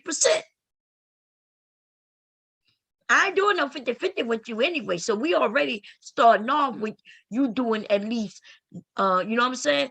If the closest we're going to ever get to me doing anything higher than 10%, I might go like 30%. That's it. 30%. Okay? I ain't no motherfucking way though. Let me see what y'all numbers are. What are y'all numbers? Ladies, I'm gonna be honest with you. I know some of y'all not gonna like it. Put a value on your vagina. Put a, and it don't have to, you can put 100% on that motherfucker if you want, right? But never not put any value on it. You can put as much as you want, and as little, do not put zero on your vagina. You let a nigga know, look, if just my vagina alone, nigga. That's right, inflation. up, Callie? What's up, Queen of Cali? How you doing? M Mills, how you doing? Sugar, what's going on, Sugar Bum? I ain't doing no 50-50 with not no man. Listen, I wouldn't do 50-50 with a man who was gonna be my roommate, and all we was gonna be was roommate. Just by that nigga having me be in his household with him, smelling good and making sure that the kitchen gonna be straight. Just by me living with, and we could be platonic, just nothing but roommates, and I'm still not doing 50-50 with that nigga right there. Okay, now the only people I would do 50-50 with is some women. That's right, because ain't nothing I got that she can use. If I could cook in that motherfucker kitchen, so can she. So we gonna do 50-50 down the whole pipeline. Everything gonna be 50-50, right? I might cook tonight and she gonna cook tomorrow. Or I might cook this week, she gonna cook next week.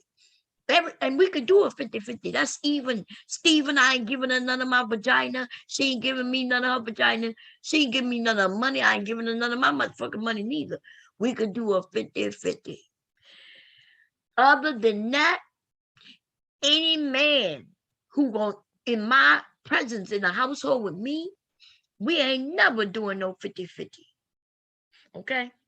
My vagina, just by him being close enough to my vagina, in the same room with my vagina, every once in a blue moon, I'm taking off 30, look, I'm minimum 20%. Okay?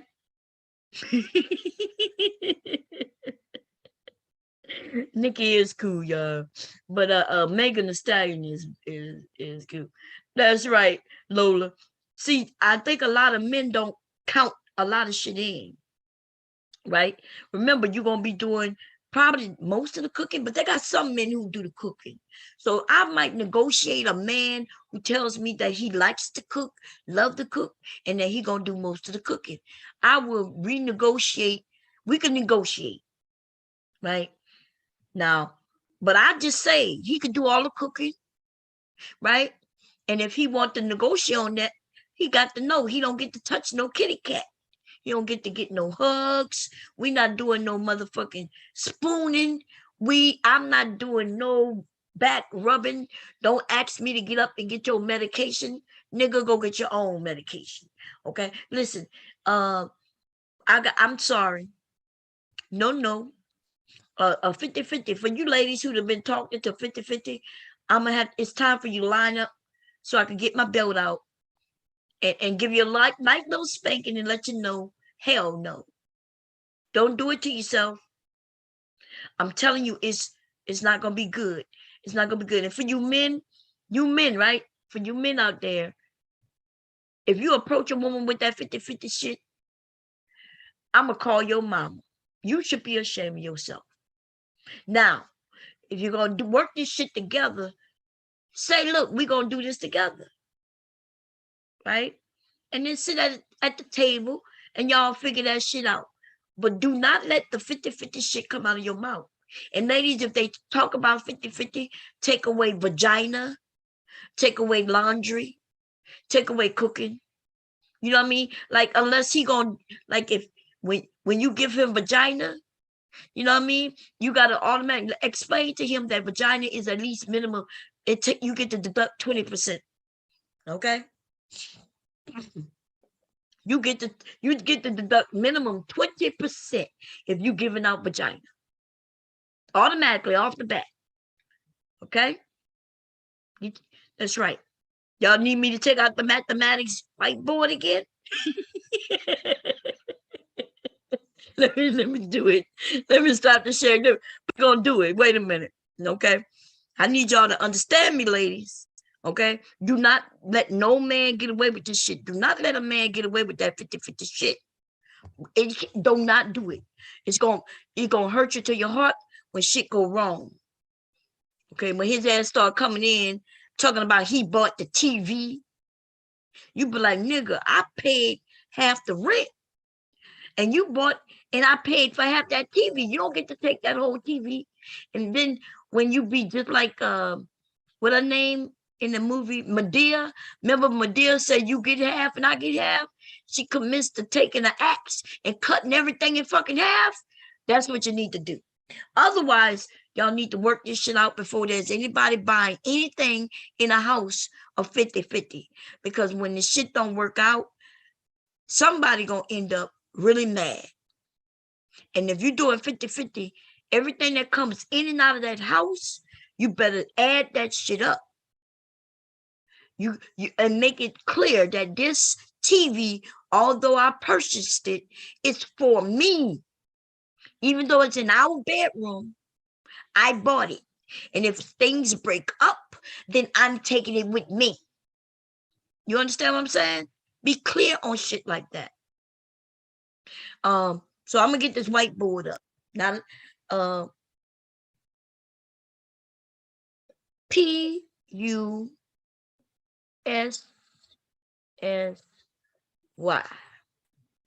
equals 20%. Okay.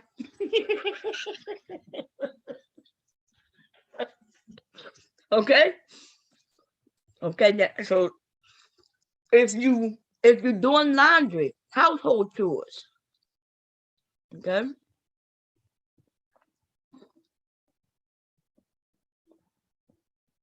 Or I should have just put cleaning. Household chores, we're gonna give him, it depends. If you're doing his laundry and all that shit and ironing, if the nigga asking you to iron, then we're gonna have to take away another. What y'all thinking? I want to do 20, but let's give it 15%. Let's just give it 10%. Okay, we're gonna be cool with it. Okay. Now, if you have to do the cooking, okay, we're gonna give that another. If you cooking, right, most of the time, but he cooks at least twice a week, we're gonna give that 10% too. Okay. I'm sorry. We're gonna have to up this by 5%. I know y'all not liking it. Okay. Okay. So yeah. So we're gonna add this up, okay? That's 45%. That means your rent, lady, should be 5%. Okay, 5% is all you should be paying. Okay, you let him know that you won't gonna pay 5% of rent, and you may help. You might help with some other board. Like if he pays the electric, you gonna pay the cell phone, right? He gonna pay the water. No, you pay the water. He gonna pay the car insurance. He gonna pay insurance, right? Cool. Now, that's if you're going with on a 50-50 type of bullshit. Tell him you pay 5% and he gonna pay the rest. Okay, and that's of the mortgage or rent. And then y'all can work out the other shit. Now, let me tell you, we're gonna switch this up a little bit though. I'm gonna undo this. Okay. We're gonna erase it. No, we're gonna clear it. Let's clear it. Because I'm gonna do this is if you doing with a dude, right? You're going with a dude.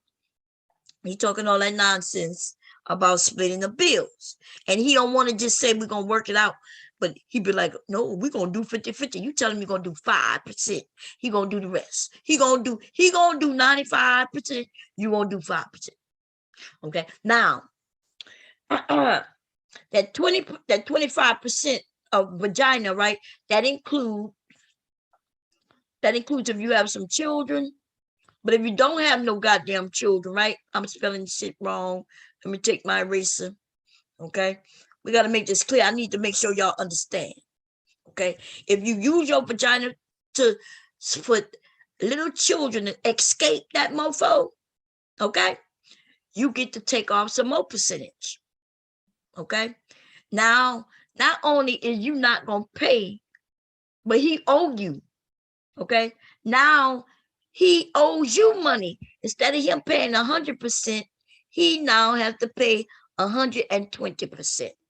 That's goddamn right. You want a goddamn allowance, right? Let me get it right. Okay, that's right. Fuck out of here. Uh-oh, let me clear the drawing. If you have children for this man, you no longer pay anything, but you get what is called an allowance. Okay, you get a clothing allowance. If you have hobbies, you get a hobby allowance. Okay. You like to go get your nails done and buy you some accessories and shit, you get an accessory allowance. Okay. That's right. So instead of you paying anything, he now has to pay everything plus give you money, and you need at least $100 a week per child. Okay, so if you give him one child, you get $100 a week. That equals $400 a month. But if you give him 2 children, he better be giving you $800 allowance a month. Okay. Now, he might not have to make 6 figures, but he better cover all this shit we talking about. And that's only for the man who start talking that percentage shit. Now, for the man who ain't talking that shit, we ain't gonna do him like that. Okay, we ain't gonna do him like that. But the nigga who be talking about, well, look, how much you got on the, we gonna do 50-50. Soon as he say 50-50, tell him he done fucked up now. Okay, and I think he deserve it. Talk about that 50-50 shit. That's what the manosphere, these niggas need to be punished like this. Talk about some 50-50. I be goddamn. Yes, you need to get your allowance. If you start a car allowance for gas, and the more children you push out, the larger your allowance become. That'll stop it from wanting 10 children. Talk about, I want a big family. And you looking at him like with your little coochie, thinking to yourself, well, yeah, I may give you one. I want 10. 10.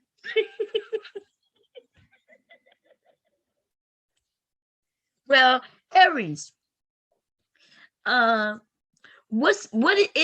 not even good to have access to an account, a bank account, if it ain't got no money in it. You know, you can have access to an account with no money in it. So I'd rather the allowance, and then he could keep access to that bank account to himself. He can worry about all the bills, all the nonsense, the stress that come with that. And he got to understand that I am also one of his bills. Now, remember, this is only to the men who start talking about 50-50.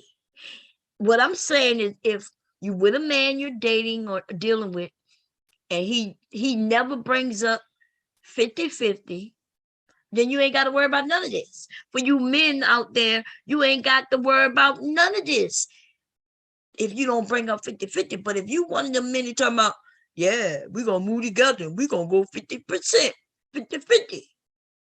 Soon as he say that, that's when these rules apply. Okay? That's all I'm saying. Safa, say, how you doing? Is this for the women that's not working at all? I'm just wondering if y'all barely paying any bills. Listen, Safa say, this is for you men who start talking about 50-50. Now, listen, that does not mean that I'm not saying that women don't help. I'm just saying women do not help men who start talking about 50-50. My husband and I had a job. We both were in the Army. We ain't never come together. He never said, well, hey, you going to pay 50-50. If he would have told me I'm paying 50-50, we wouldn't have got married. I don't know where that shit comes. I never heard about that shit ever in life. 50-50 what? Oh, we a partner. Oh, okay. We roommates. Oh, I'm cool with that. We don't need to get married if we're going to be roommates. If we're gonna be roommates, I have to have my own room. Cause we ain't be no roommates in the same bedroom. Cause when one of us get mad at the other, who going to the couch? It ain't gonna be me. Okay. So you good, Truth. That's what I'm saying. Truth, you good because you're not a 50-50 dude. But if you was a 50-50 dude, this rules apply to you. Okay? Ladies, I'm teaching you the right way to go. When a man comes slapping on some bullshit like you gonna be responsible for 50% of these bills, you give this nigga a goddamn you need to give him a bill. Okay? Especially if you got a child behind. That's right. Go get you a receipt book and you start issuing this nigga a bill. Okay? Roommates with benefits but see, roommates with benefits don't work. It could work for a short period of time until the breakup happens. I don't see, you know, people used to get married before they moved in together. And I'm about to show y'all why. Okay. Back in the day, people got married instead of just shacking up because breakups are more horrific than marriages. Breakups with no legal documents. Think about that. Let me come here for a moment. Let me see. We're gonna go to the whiteboard once again. I tend to like this whiteboard. I don't know why. No, I'm crazy. Okay. So you know, when you're married, at the end, everything is 50-50, right? But that's a marriage. But if you're not married, why in the hell you think you get the same thing married people get? You don't. You don't get to get my vagina. Listen, now let's break it down for the guys. Let me break it down for all of you, right? So my vagina was worth more when I was younger than it is today. I agree with that. Okay. So when I was 19, my vagina was worth $1 million. Okay. My vagina was worth $1 million when I was 19. Okay. When I had the first child at age 25, I deducted $2 from it. Okay. So that meant my vagina was worth $999,998. Okay. I deducted $2 from my vagina. Then I had another child at 27 and I deducted another $2. That brought my vagina worth at $999,996. Okay. My vagina was still worth a lot of money. Okay. Now, then I got into my 30s and my vagina went down $5. Okay. And then I got into my 40s and I decided to reduce it down another. Let's reduce it to $10. Okay. By $10. So that's 8-1. Okay. So then I turned 50 and then I decided to reduce my vagina. I'm going to reduce it by $1,000. Just take $1,000 off it. Still worth close to $1 million. You understand? Okay. I said I was going to take off 1,000, right? So we're going to make this an 8. No. Okay. Yeah. We're going to make that an 8. 8-1. Okay. My vagina is still worth lots of motherfucking money. I say that to say this. Let's erase all of this shit here. Okay. I say that to say this. After the children and all that shit and the aging and all that shit, all them goddamn Kegel exercises that I've been doing for years. You understand? That's what kept everything very valuable. Okay? The Kegel exercises. You goddamn right. Ladies, do your Kegels, okay? Now, I'm gonna clear that up. I just wanted to clear that up, make y'all understand the Kegels are important. Kegels are important, ladies. Okay, I'm gonna teach y'all to do them in a minute. But so now let's say this dude want to go 50-50, but he don't deserve 50-50, right? Because we're not married. So we do a roommate thing. Okay, we're gonna do a roommate thing. And we in a relationship roommate. Now, my vagina that's worth $1 million, every time I give him a little piece of pie, I expect to be paid for that. Okay? That's right, ladies. See, if he not married to you, and then see later on when you out of this relationship, if it don't work out, these niggas gonna be talking about what's your body count, and you look at how old you are. So they gonna want to reduce your vagina to dryness and all the shit I hear these men say. So what I'm saying is,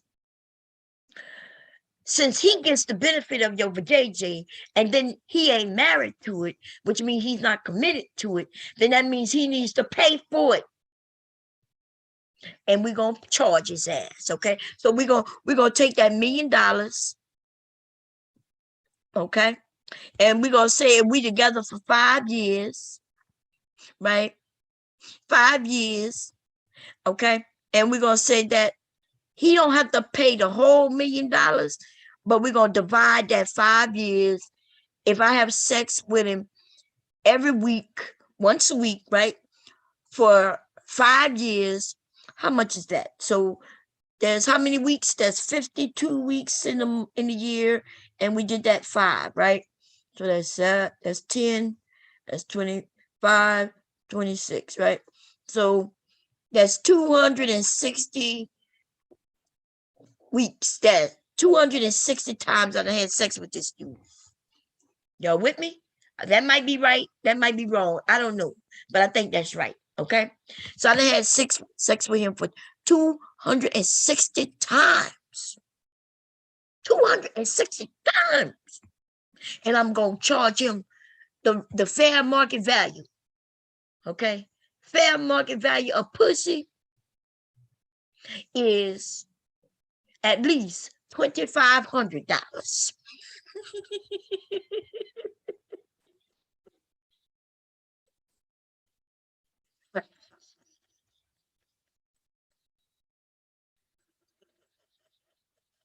$260. I'm sorry. Oh Lord. Okay. I just look, I threw a number out there, any number, goddamn it. Okay. 6, 12, 30, 40, wait, that's 12, 30, 40, 15. And then we gotta keep adding up. Okay, that's them 2 zeros, and that's 30, right? So I put that there. Wait, am I doing this right? No, wait. Okay. I'm sorry, y'all. I gotta clear this up a little bit. I said 25, right? Okay, I'm laughing so hard I'm messing up over here. Fair market value. Fair market value of pussy. It's $2,500. Okay, and what it was, 260? Yeah, 260. Okay, we put that 0 down because there's zeros. We're gonna just add this 0, and then we're gonna put that 0. Now we cleared up all of that. Now that's gonna be 30, right? And then that's gonna be 12. Wait. Yeah, that's 30 plus the 3. That's 33. Oh, that popped up. 33. Okay, and then I gotta do this 2s. I gotta do these 2s. So that came from the first. So I gotta put the 2, that 0 there, and that 0 there. And then I gotta put this 10. And then that's 4 and that's 5. Okay. Boom, 3 and 8. And then I gotta, so he owed us, yeah, he owes a lot of money. Cause I can't read how the hell I'm writing this shit, man. I need a piece of paper and shit. Okay, I'm writing kind of oddly on this iPad screen, by the way. That's why I'm doing this shit. And anyway, he owes us a lot of motherfucking money. So I'm gonna put it at a lots of money. Okay, he owes a lot of goddamn money for pussy. Now, this is the thing, ladies. You want to get married? You give him a bill for $83,000 that'll cover 5 years of just pussy. He got to pay all the bills, but he owe you $83,000. Or you can say we could get married. That's it. We could get married. You want to get married? Or you going to give me $83,000? Okay. Let me add that. Them periods, them dots, we exit those zeros out. Yeah. You're going to give us $83,000. Or this month, is it $83,000? Yes, $83,000, or we could get married. And listen, and you got till next month to decide. And I expect, yes, right. And that $83,000 only covers 5 years. You're gonna be covered for 5 years. I ain't gonna give you no issues. I'm gonna cook and clean and all of that. And we can have sex minimum once a week. But if it's real good, you know, you keep it popping, I might give it to you at least 1.5 times a week. Okay? That's right. Now, what y'all think about that? Okay? Come on, guys. Tell me what y'all think. God damn it. Biden just said buy all the vagina stocks.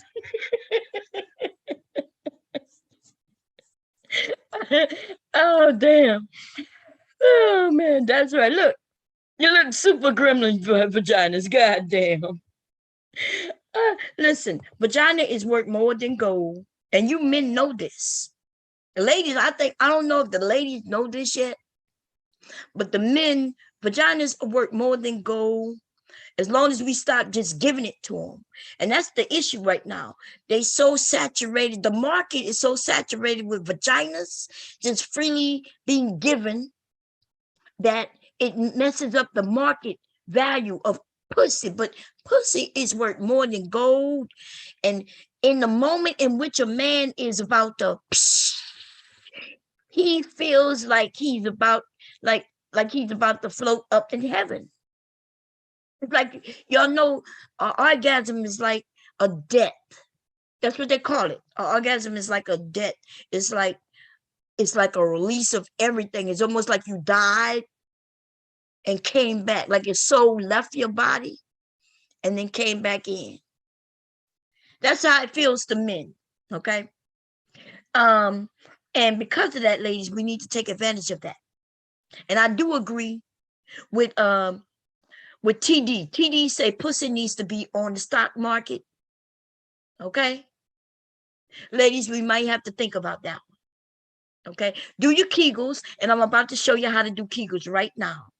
Okay, so you men, you could try it too. This will work for you too. It shows you decontrol, right? You men can, you know how you can get your penis to jump without touching it? I'm about to show you how to do that. That's the same way we do Kegel exercises, okay?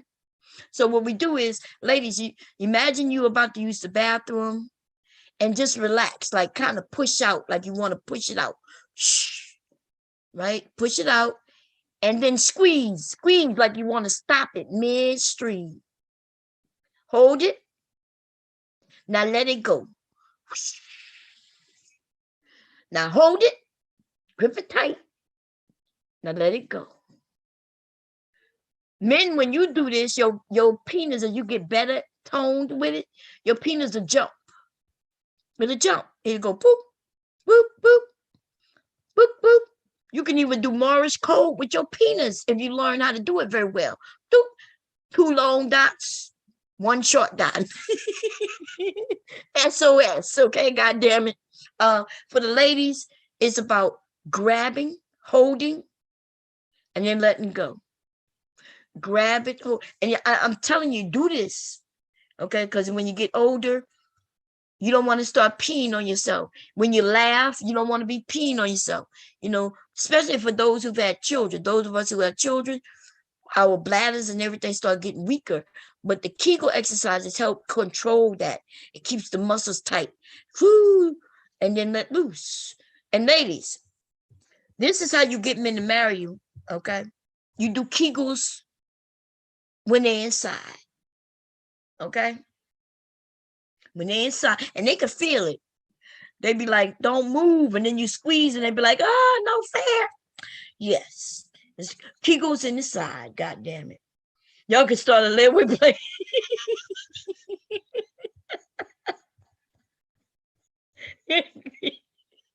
Hey, Big J, the active activist. How you doing, the active activist? How you doing, baby? At least two. Oh, yeah. The vagina about to be higher than gas. Oh, man. Y'all, did I put the link up? Man, y'all know I'm crazy. Look, we just having some fun, everybody.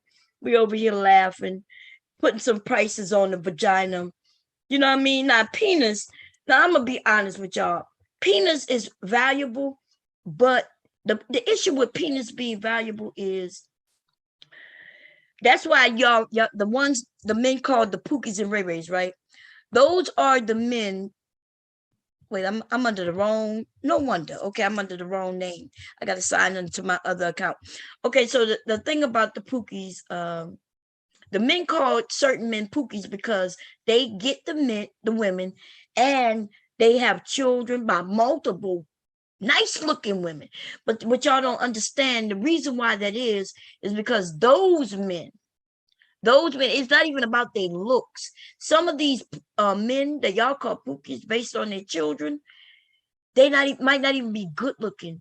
But what I will tell you that they all have in common is that D. They got that D. They got that D, baby. They got that fire ass D. Now see, there are men who understand women. They understand different women. They pay attention to the women to make sure that they get what they, trying to give them, that D. And then there's the men who don't know how to throw no D, right? They don't know how to do it. Let me find it. Give me a second, y'all. Give me a second. Okay. So if you don't know how to do this,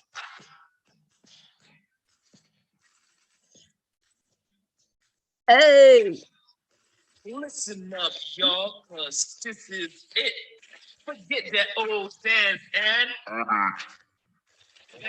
that's right. See that beat right there? That's that beat. That's that beat. When you in the vagina, you got to follow that beat. Now I'm gonna show y'all how to do that beat. Give me a second. Let me find just the beat. Let's see if I can find just the beat. Okay. Okay. Let's see.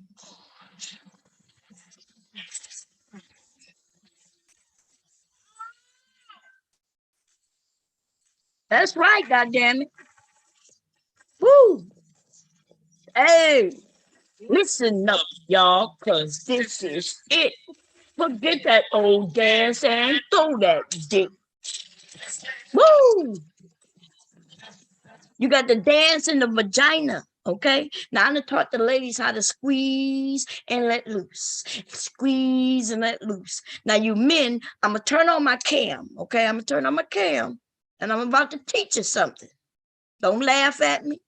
I taught this before, okay? I taught this before. Now let me set it up. Give me a second. Okay, I'm gonna teach you how to do this. I gotta make sure that I got on something long enough. Let me see. Okay. Now I'm about to teach the men, ladies. I'm about to teach the men something. Okay. Let me see. Where is my camera view? Okay. Now this is for educational purposes only. Okay. Educational purposes only.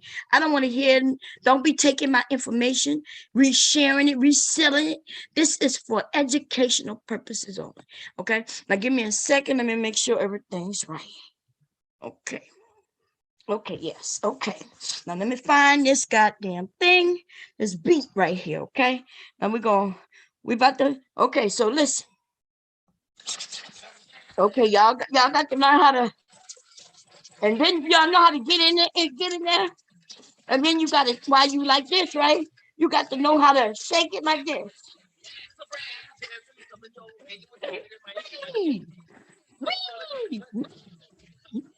Get in there and move it like this, like whoo, whoo, and then shake it like that. Okay, just ready? Go. Woo, woo, woo, woo, woo, woo, woo, woo.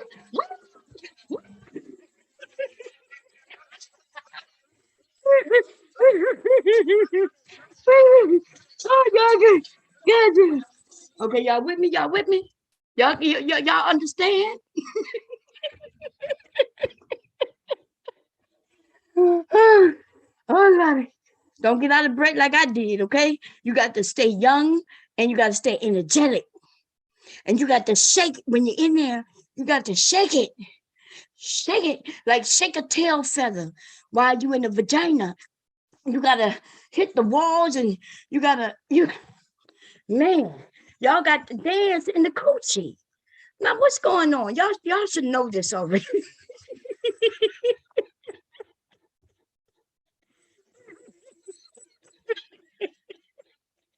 Oh, goddamn. Okay. Oh, Lord. Y'all should know this already. Okay?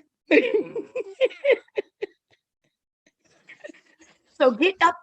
Yes, you got to know how to get in there and you got to throw her for a loop. You got to do something she wasn't even expecting. You know what I mean? And you got to let her know that you're trying to stroke all the walls and you just want to like do it like a little tickle shake, right? Like you shake your wee to, to get everything up.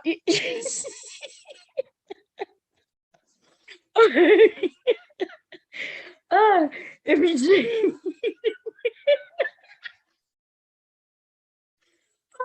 look, I probably say if he do it like that, that means he done busted. He trying to shake it all off. God damn. Oh Lord, I'm cracking up over here.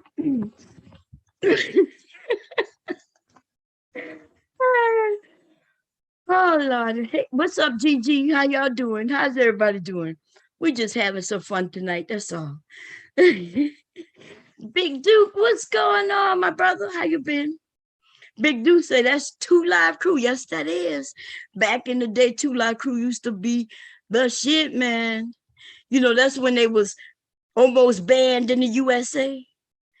Hell yeah. 2 Live Crew. They was I know people talk about gangster rap, but there was different types of rap, right? It was the gangster rap, but then I wasn't too much up on the gangster rap, right? But see this that Florida, that music that was coming out of either Atlanta or Florida. Where did T.I. come from? But T.I. is much later though. But those areas, 2 Live Crew, and that was somebody else. That is 95 South. That's what their name was. 95 South. There was a woman, a girl group that made Throw That P after that was Throw the D. Okay. The Yang Yang Twist. There you go. Thank you, TD. There you go. Those were the music. That's the music, the dance music, right? Like the lyrical stuff was the gangster stuff. I really wasn't into that, right? Because they were talking, rough shit. You really couldn't dance to none of that shit anyway. And so, yeah. But we was into that. I was into dance music, the shit that'll make you get on there. The ladies, back then. I know they call it twerking now, but we used to call it pussy popping. What else? We was always throwing our butt some kind of way, right? And so that's just what it was. Now you call it twerking. Cool. Okay. And dance music combined bring men and women together. The men who would take the time to learn how to at least dance, they were always near women. You know what I mean? All they had to do was get on the floor on side of a woman, start dancing. Next thing you know, two people who don't even really know each other are dancing together. You know, and everybody was good with it. Shit, me and my girlfriend would dance with two. Both of us would dance with one guy. You know what I mean? And shit, be all on and just having fun. You know, but then all of a sudden came the TIs and shit, and the men were no longer dancing. What the men were doing was putting their shirts in the air and twirling them like helicopters and shit. I remember when that shit came out. That's when the big T's came out, and you know what I mean? Instead of just the baggy jeans, y'all started wearing them big ass, long ass, down almost to your ankle ass white tees. And y'all would take the goddamn shirts off and twirl them and shit. And the men stopped dancing. I was like, goddamn. Oh, you talking about doing the twist and the Charleston? Look, Lola said, you're right. You're right. Same shit, different generation. You're right about that. You surely right about that. Do they still have the sort of Hawkins dance? Do they still do these things for the young people? I noticed. Let me see. I saw somebody say something. I am definitely going to need a confession boot after tonight. Oh man. Anyway, somebody is having a stream tonight. I did tell them I was coming over. What time did she tell me she was going live? I think she said 8. Over there by Max. Damn, what's her name? Dame. Y'all know who I'm talking about, Dame. She says she's doing the ladies' night tonight, ladies. So I'm not gonna stay on too long because I did tell her I was gonna come over there and you know we could do ladies' night, but we are going to start talking about men and women coming together. What do y'all really want? Like, are y'all really looking for companionship, or is it okay to be single? You know what I mean? Like, I'm starting to rethink, like, why do we think that marriage is what it should be? Or is it okay to be single? Now, I can see a few reasons why being single might be good, and I could think of many reasons why being married, or should I say in a relationship, because some people are afraid of marriage. I kind of do get that. The state we live in, right? Or should I say the nation we live in?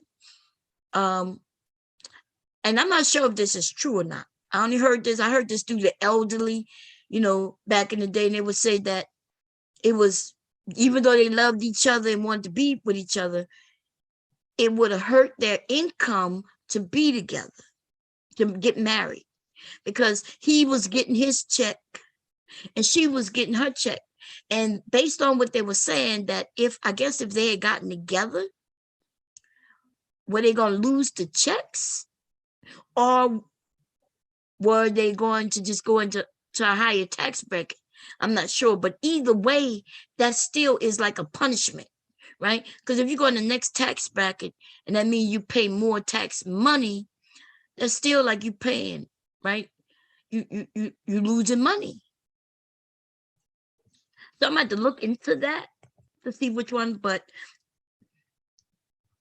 it's okay to be single until you find someone. Now, I do agree with that, but the question is, how do you, are you looking for someone, or do y'all think somebody just gonna show up? You know what I mean? Like, do you think somebody gonna show up, or do you? Because you know, when we were younger, we really went out, and because we were going out, of course we could find someone, right? It was like we were searching without actively searching, I guess, right? Because you're out there, different people coming about. Every weekend I went to the club, there was new people, or maybe the same people, but that's the only time we got together was at the club. But if we sitting in our houses on computers, how we gonna find somebody that way? Right? We're not gonna find nobody that way. I think everybody who try to go through online dating, I think everybody's being disingenuous or straight out lying. Right? If somebody asks you something about yourself, are you willing to tell them the truth without knowing them? Chances are no. They ask me, look, do you consider yourself to be fit? I'd be like, yeah, fuck yeah. I'm fit. And then when they meet me in person, they'd be like, you said you was fit. I am fit. I could fit in these goddamn jeans. I could fit in these BBW ass size jeans. God damn it. You know what I mean? It's no cakewalk out here. They make fun of you. If you're looking, then they call you thirsty. Well, don't worry about what people say. You know what I mean? Like, you got the rest of your life to live. And if you stop living it because what they may be saying or not, then you will lose out. You know what I'm saying? So I guess we need to, everything, if you are, because you know how some people say I'm not actively looking, but if I find it, great. But you can't find something you're not looking for, right? So that really, that statement don't even make sense. You cannot find something you're not looking for. Unless y'all thinking that it gonna fall out the sky. Nothing wrong with looking. And then therefore, most of the things we do need to be with a purpose. And I could change my channel to make it to where it's for people who looking to be married, like, or couple. And then I'll invite men over who are looking for women, right? And then we'll start having fun that way. I can do that. I have no problem doing that. Look, I got a lot of guys that I know, like, you know, I don't know them personally, so I don't want y'all to think that I'm saying I know them personally, but I know that I could get a lot of men to come over who might be looking for relationships. And then we can start playing games and getting to know each other and figuring this shit out. You know what I mean? So eventually you got to go. That's right. Hey, Aunt, how you doing? I ain't seen you in a minute. Eventually you got to meet that person, or else it's just talk. People be judging others too much. Y'all do be judging each other too much. Y'all got to stop doing. But you know what? It's always been that way. I've been judged ever since I can remember for shit that I wasn't doing. And so when I got older, I decided to be judged for shit that I was doing. And I did whatever I wanted to do, however I wanted to do it, because it didn't matter. See, this is what we need to understand. The people who judge you, gonna judge you regardless, because that's what they do. They judging ass bitches, right? They looking ass bitches to judge. So you got a choice to make. You can let these judging ass bitches look and judge you anyway, and you not have fun, or you can have fun and give them something to judge while you giving them 2 fingers in the air, 2 middle fingers. And some of y'all are real reserved. I need to shake y'all up a bit, right? Because I've never told any woman to go out there and be a hoe and be this and go and do it, do all this with your vagina and shit. Like, what I tell you is do what you want to do, right? Just have an understanding that, yes, what you do could result to certain things, but the last thing I care about is somebody talking about you, though. Fuck, I care about somebody talking about you. What you care about somebody talking about you? What I do care about is making sure that you're safe and making sure that you don't end up in a situation you don't want. Like, for instance, you don't want to get pregnant, by some dude you don't even know. You don't want to get pregnant before you're ready to get pregnant. Shit like that. But as far as people talking about you, fuck them. She said, it's so hard out here for a pimp. Yeah, y'all got, look, stop caring what other people think about you. The only person you should care who thinks about you is you.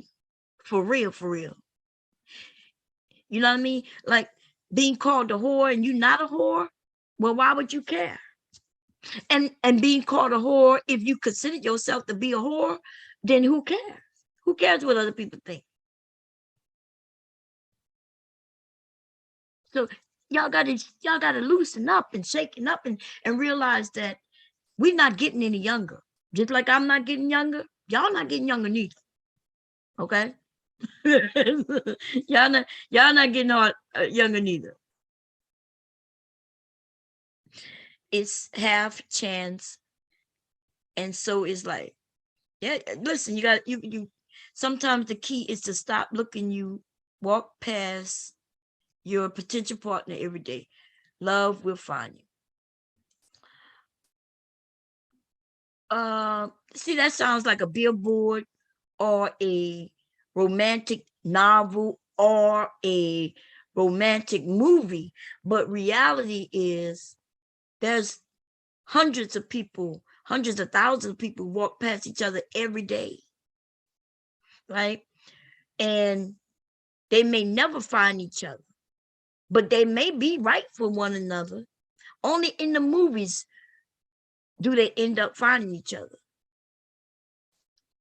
If you go around the nation or even the world and question those who end up married, right? Whether they married and still married and got divorced. I'm talking about just married people who ended up living with each other for a period of time. It's not going to be on some, they fell out the sky. It's not even going to be on some romantic novel where it was just perfect. I saw her from across the room. Our eyes met and I was thinking, that'll be my wife one day. It doesn't work that way. Most times you're going to see where the woman or the man may say, I didn't even like her. I thought she looked like she was stuck up. And she might say, oh, I didn't even like him because he looked like he was a bum or anything, right? And then eventually they didn't even like each other. They didn't even think they would like each other. So they had no idea they were meant for each other. And then suddenly through conversation and a little laughter, they start looking at each other differently. And then they start having conversations. And then through conversations, you know what I mean? People start feeling a little more comfortable, getting more relaxed. Your neck and your back hurting? Oh, I got the song right for you. Wait a minute. I got it. Give me a second. I got the cure. Let's see. Uh-oh. Spelled it wrong.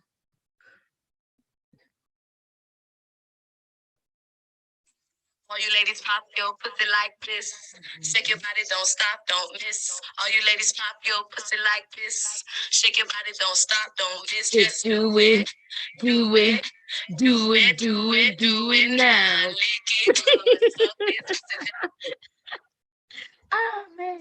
She said my neck, my back. My neck, my back. I always got a song for you. She said, I'm retired. Oh, man. Amber Rose is my idol. I like Amber Rose. I don't know much about, I'm going to be honest, I don't know these people. And it has nothing to do with my age. It has to do with me never paying attention to other people. Like my mom used to tell me, you need to know. I'm like, Mom, I don't need to know what the people do in their real life. In fact, I used to tell her, Mom, we don't even know what they're really doing in their real life, right? I remember when it came out years ago that, you know, they used to say that too. Like I remember Sierra was dating someone. I think it was Lil Bow Wow at the time. And we found out that in the industry, they will put people who were going to drop songs together.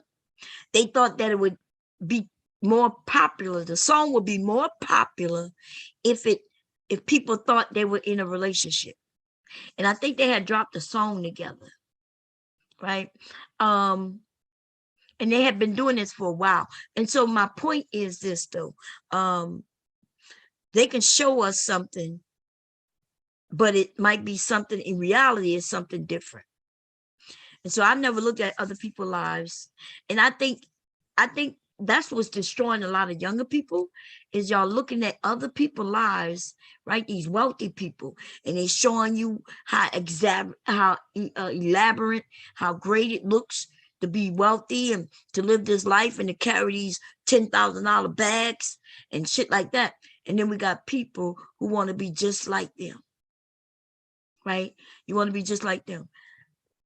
But yet in reality, on the reality show, it looks like everything's perfect until a husband end up in a brothel, high on cocaine, almost and killed himself, right? Everything was looking perfect until until reality hit us in our face, and they spun it and made it seem like, oh, he's on drugs and he's suffering and we didn't know it. Nah, you think that dude just suddenly fell into some drugs and into some goddamn in a whorehouse? What made him go to a whorehouse anyway? He could have got on drugs all kinds of places. Why did he end up in a whorehouse? What is it about his wife that made him go to a whorehouse?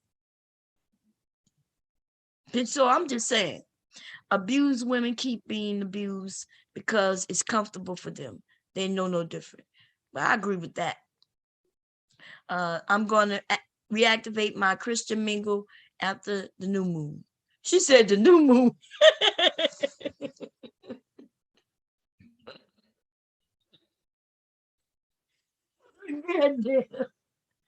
Oh, Lord have mercy.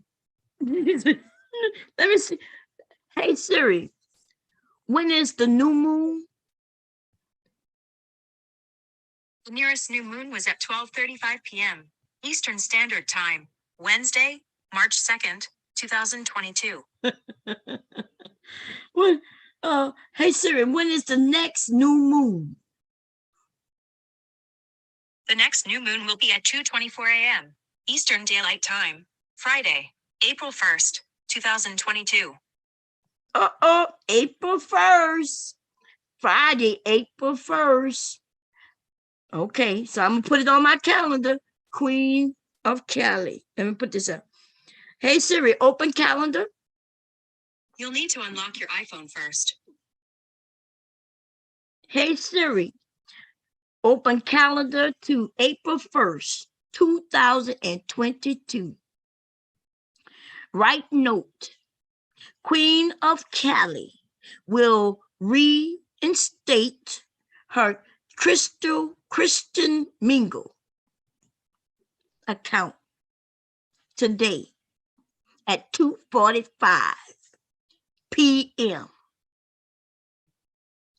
Period.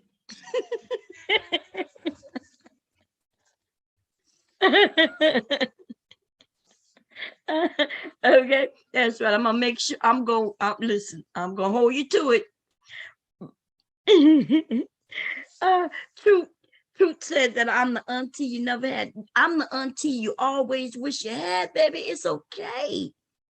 Okay, we're gonna have us some fun and we're gonna get our lives the way we want them to be, like whether you want to be married but just know, to the guys and the girls, right, and the ladies and the men, should I say,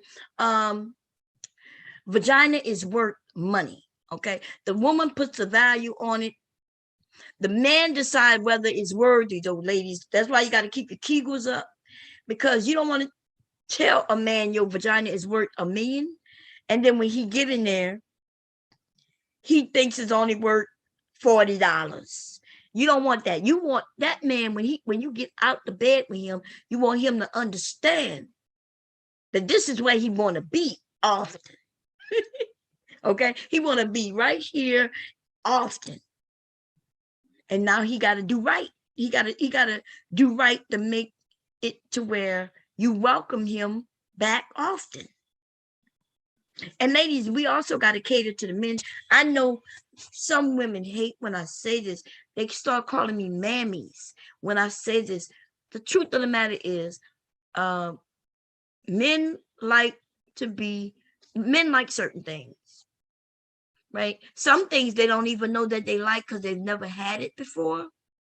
Those are the things that I'm gonna teach you, and those are the things that'll get you married, right? But the other lady, she's over there telling women that they need to do this for a man. Yes, you do. You need to do certain things for your husband. In fact, you should want to do certain things for your husband, right? There is not too much of nothing I won't do for my husband. That's the fact. Yeah, do the she got the tacos. There's not much that I wouldn't do for him, to be honest, right? And that's how relationship go. Some women want you to think that I get where, look, I do say that I'm the prize, but my husband is a prize too, right? And that's a good thing, right? That's a good thing. I value him, and he values me. There's no one way about it. There is no relationship in a one way, right? Where I'm supposed to make it seem like I'm everything and he got to give me everything and I ain't got to give him nothing. He just got to keep giving it to me, and as long as he keep giving it to me, and everything's good. Nah, that shit not gonna work. Okay. And I am divorced, but I'm trying to catch up with Elizabeth Taylor. I know that's right. Well, how many? Well, she had 7 husbands. Oh man, the family is the prize. God damn it, that's it. The family is the prize. The family. For those who like, not everybody into families, but for those of us who into families, the family is the prize. Some people say, Bomb over there teaching them women. She's telling them women that they gotta cater to a man. Well, I'm sorry if y'all don't like that, but that's true though. You're right. You want him to cater to you and your needs, and he wants the same thing. These men aren't just people wanting to bow down to women, right? They want to be happy. They want to be treated well, respected, you know what I mean, and loved. And that's the word I think a lot of men don't use a lot. They want to be loved too. They want to be treated well. Okay. I agree with you, Queen. We devalue each other when being the prize is just one-sided. I agree with you, Sapase. And that's why I like the idea of the family being the prize. Like, you know what I mean? Like you got the family, everybody, like I said earlier, if the children are happy, you know, and when I say healthy and happy, it's not about giving them everything they want, but it is about giving them everything they need, right? You want to give them everything they need, and maybe some few things that they want. Okay, cool. But the family is really what judges you, right? Truth of the matter is, the people who know you the best are the ones who are more qualified to judge you, and the people who closest to you are the ones who you should even be concerned with what they say about you. The people who I care about talking about me, that would be my husband and my children. You know what I mean? Like, if they say something real bad, negative about me, now my feelings are hurt. But if anybody other than that, neighbors or whomever say something about me, I don't give a shit about them. Because I can honestly say they don't know me. But my family knows me. Okay, so if one of my kids came and said, Mom, you're mean, I would believe him. I would believe him. I'd be like, damn. I didn't know I was mean. Okay. Anyway, y'all. Y'all know what Max is, right? What is his channel? Because I know she's doing, Dame says she's doing a ladies' night tonight. So I'm gonna go over there. Or y'all all welcome to go over there. I do have to sew. So I am about to sew. It is a trash bin for a car. Okay, I'm gonna show y'all the pattern that I found. Let me see. I did find it online, so let me see here. Share the screen. I don't want y'all thinking I made all of these things myself. I did not. I found this pattern online. Let's see if I could find it. It's one of these. Nope. Okay, I'm gonna type it up again. Trash can. Let's see. Oh no, I was doing it right.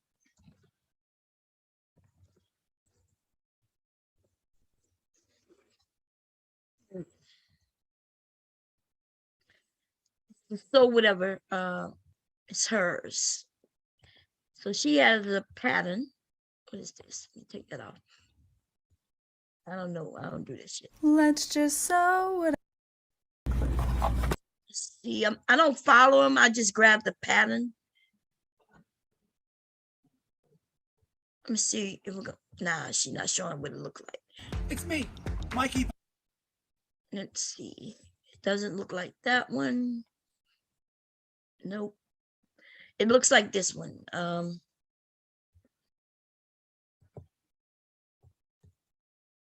Let's see if they're gonna show it.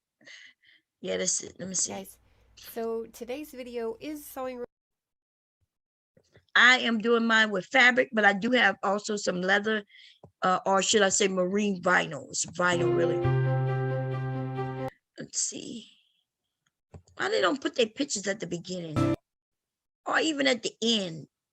Pisses me off. I hate that because I like to. I'm not following them. You know what I mean? Like I don't follow their videos. Guys, so But when I do see the picture, see it there? That's what I'm making. And it goes on the back of your car seat. It also could go to the front. So like, let's say you don't have nobody sitting in the passenger seat. You could turn it around to the front.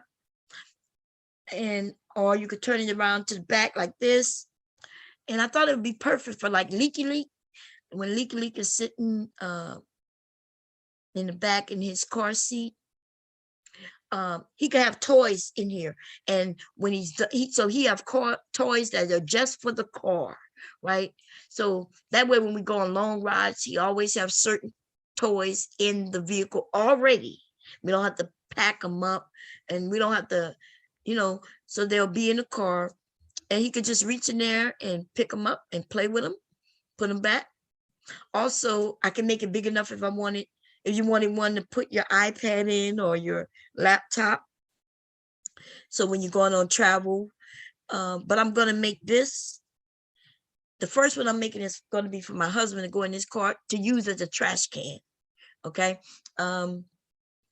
Or his items for his, it's really not a trash can with trash, but his little things for his fishing, right? If you want to put some fishing items in it that are small and he could put them in the bag. And then if he want to, he could take the bag off. And when we're going fishing, he could put it on his shoulder and walk down with it. It could be used for many things, but I kind of like it. Now the one this is it too. This is used with fabric, right? You see the fabric. And this is one also. Same pattern. And here are a couple of them as well. I like it. I like it better than this one. This one is okay too, but I like things that, I don't know, I just like this. Kind of like it. Plus to give me a chance if I wanted to embroider on it. I can embroider on the front of it. I can embroider at the top up here. If somebody wanted to customize with their name, I could put that there. And so I found the pattern and I decided to make it. Who is that? That guy was cute. Who is that? Oh, I wanted to. What's this? I wanted to know what happened with Cynthia G, but y'all won't let me know. I thought y'all was gonna come up today to let me know. Something happened and everybody in the area is talking about it, but I can't find it anywhere. It had something to do with Q Butter, Butter Q, or I'm not sure, and Cynthia G. That's all I know. But I don't know the facts. I don't know what happened. Look like Tabitha is live right there. For those who like Tabitha, she's live. Granocracy Takeover is live. Let's go see what she's talking about.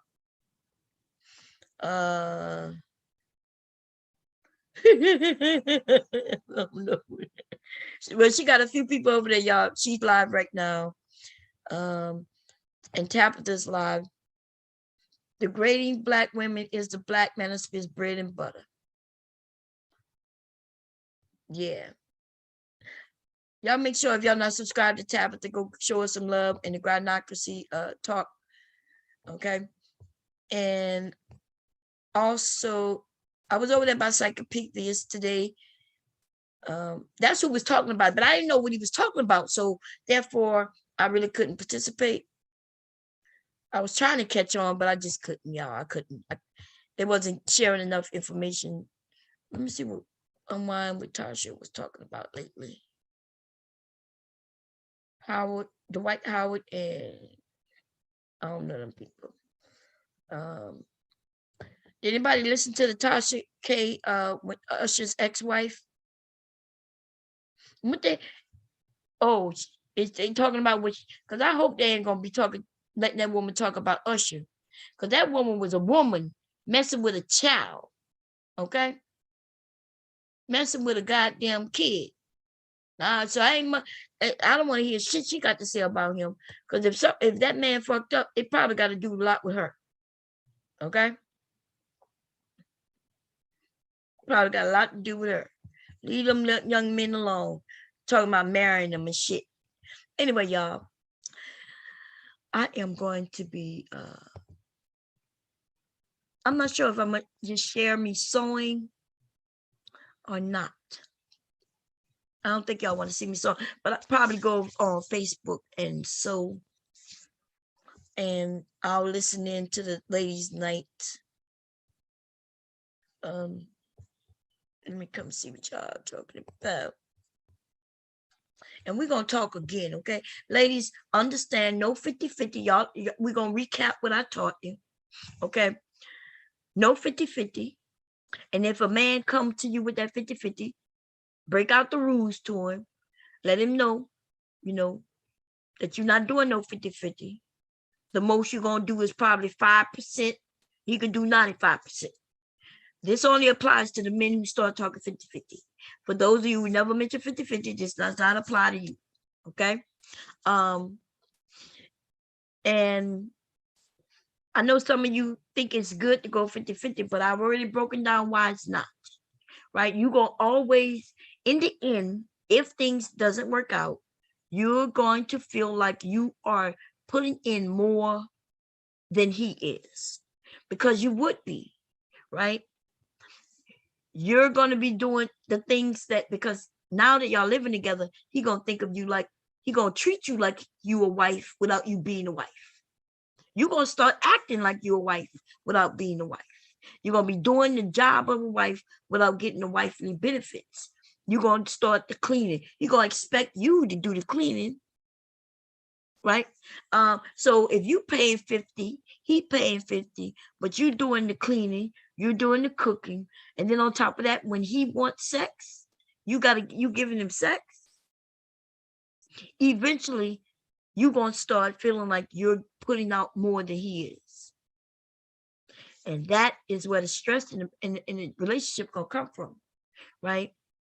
It's gonna come from that. At first, it may not be that big of a deal, but it snowballs and then it becomes a big deal. And by the time you decide to express yourself, it's way too late. And that's because we hold it in. Just like Old girl said in that song, while she was crying and dying inside, she had a smile on her face. That's that bullshit right there, right? We smiling, even though we angry as shit. We want to bust him in his head, but we trying to keep a smile on our face. Okay. I miss everything too. I miss everything. Okay. Anyway, we'll laugh and chat it up later. Damn, I like this pattern. I saw this pattern of this purse. It looks like a cat for cat lovers. Let me play it a little bit. I have everything I can make this. Uh-oh, a whole commercial came on.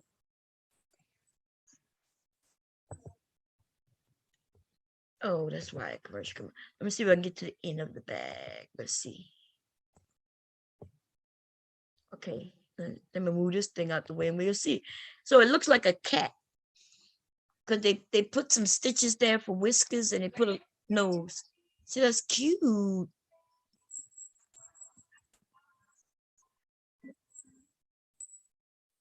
It is cute. I'm not even a cat person, but this is cute. Okay, just I think with some different colors, or even the same colors, it don't even matter. But I've seen them in different colors. Oh, I think she's yeah, Ebony Star. That's who it is. Look like he's live now. Let's go over there.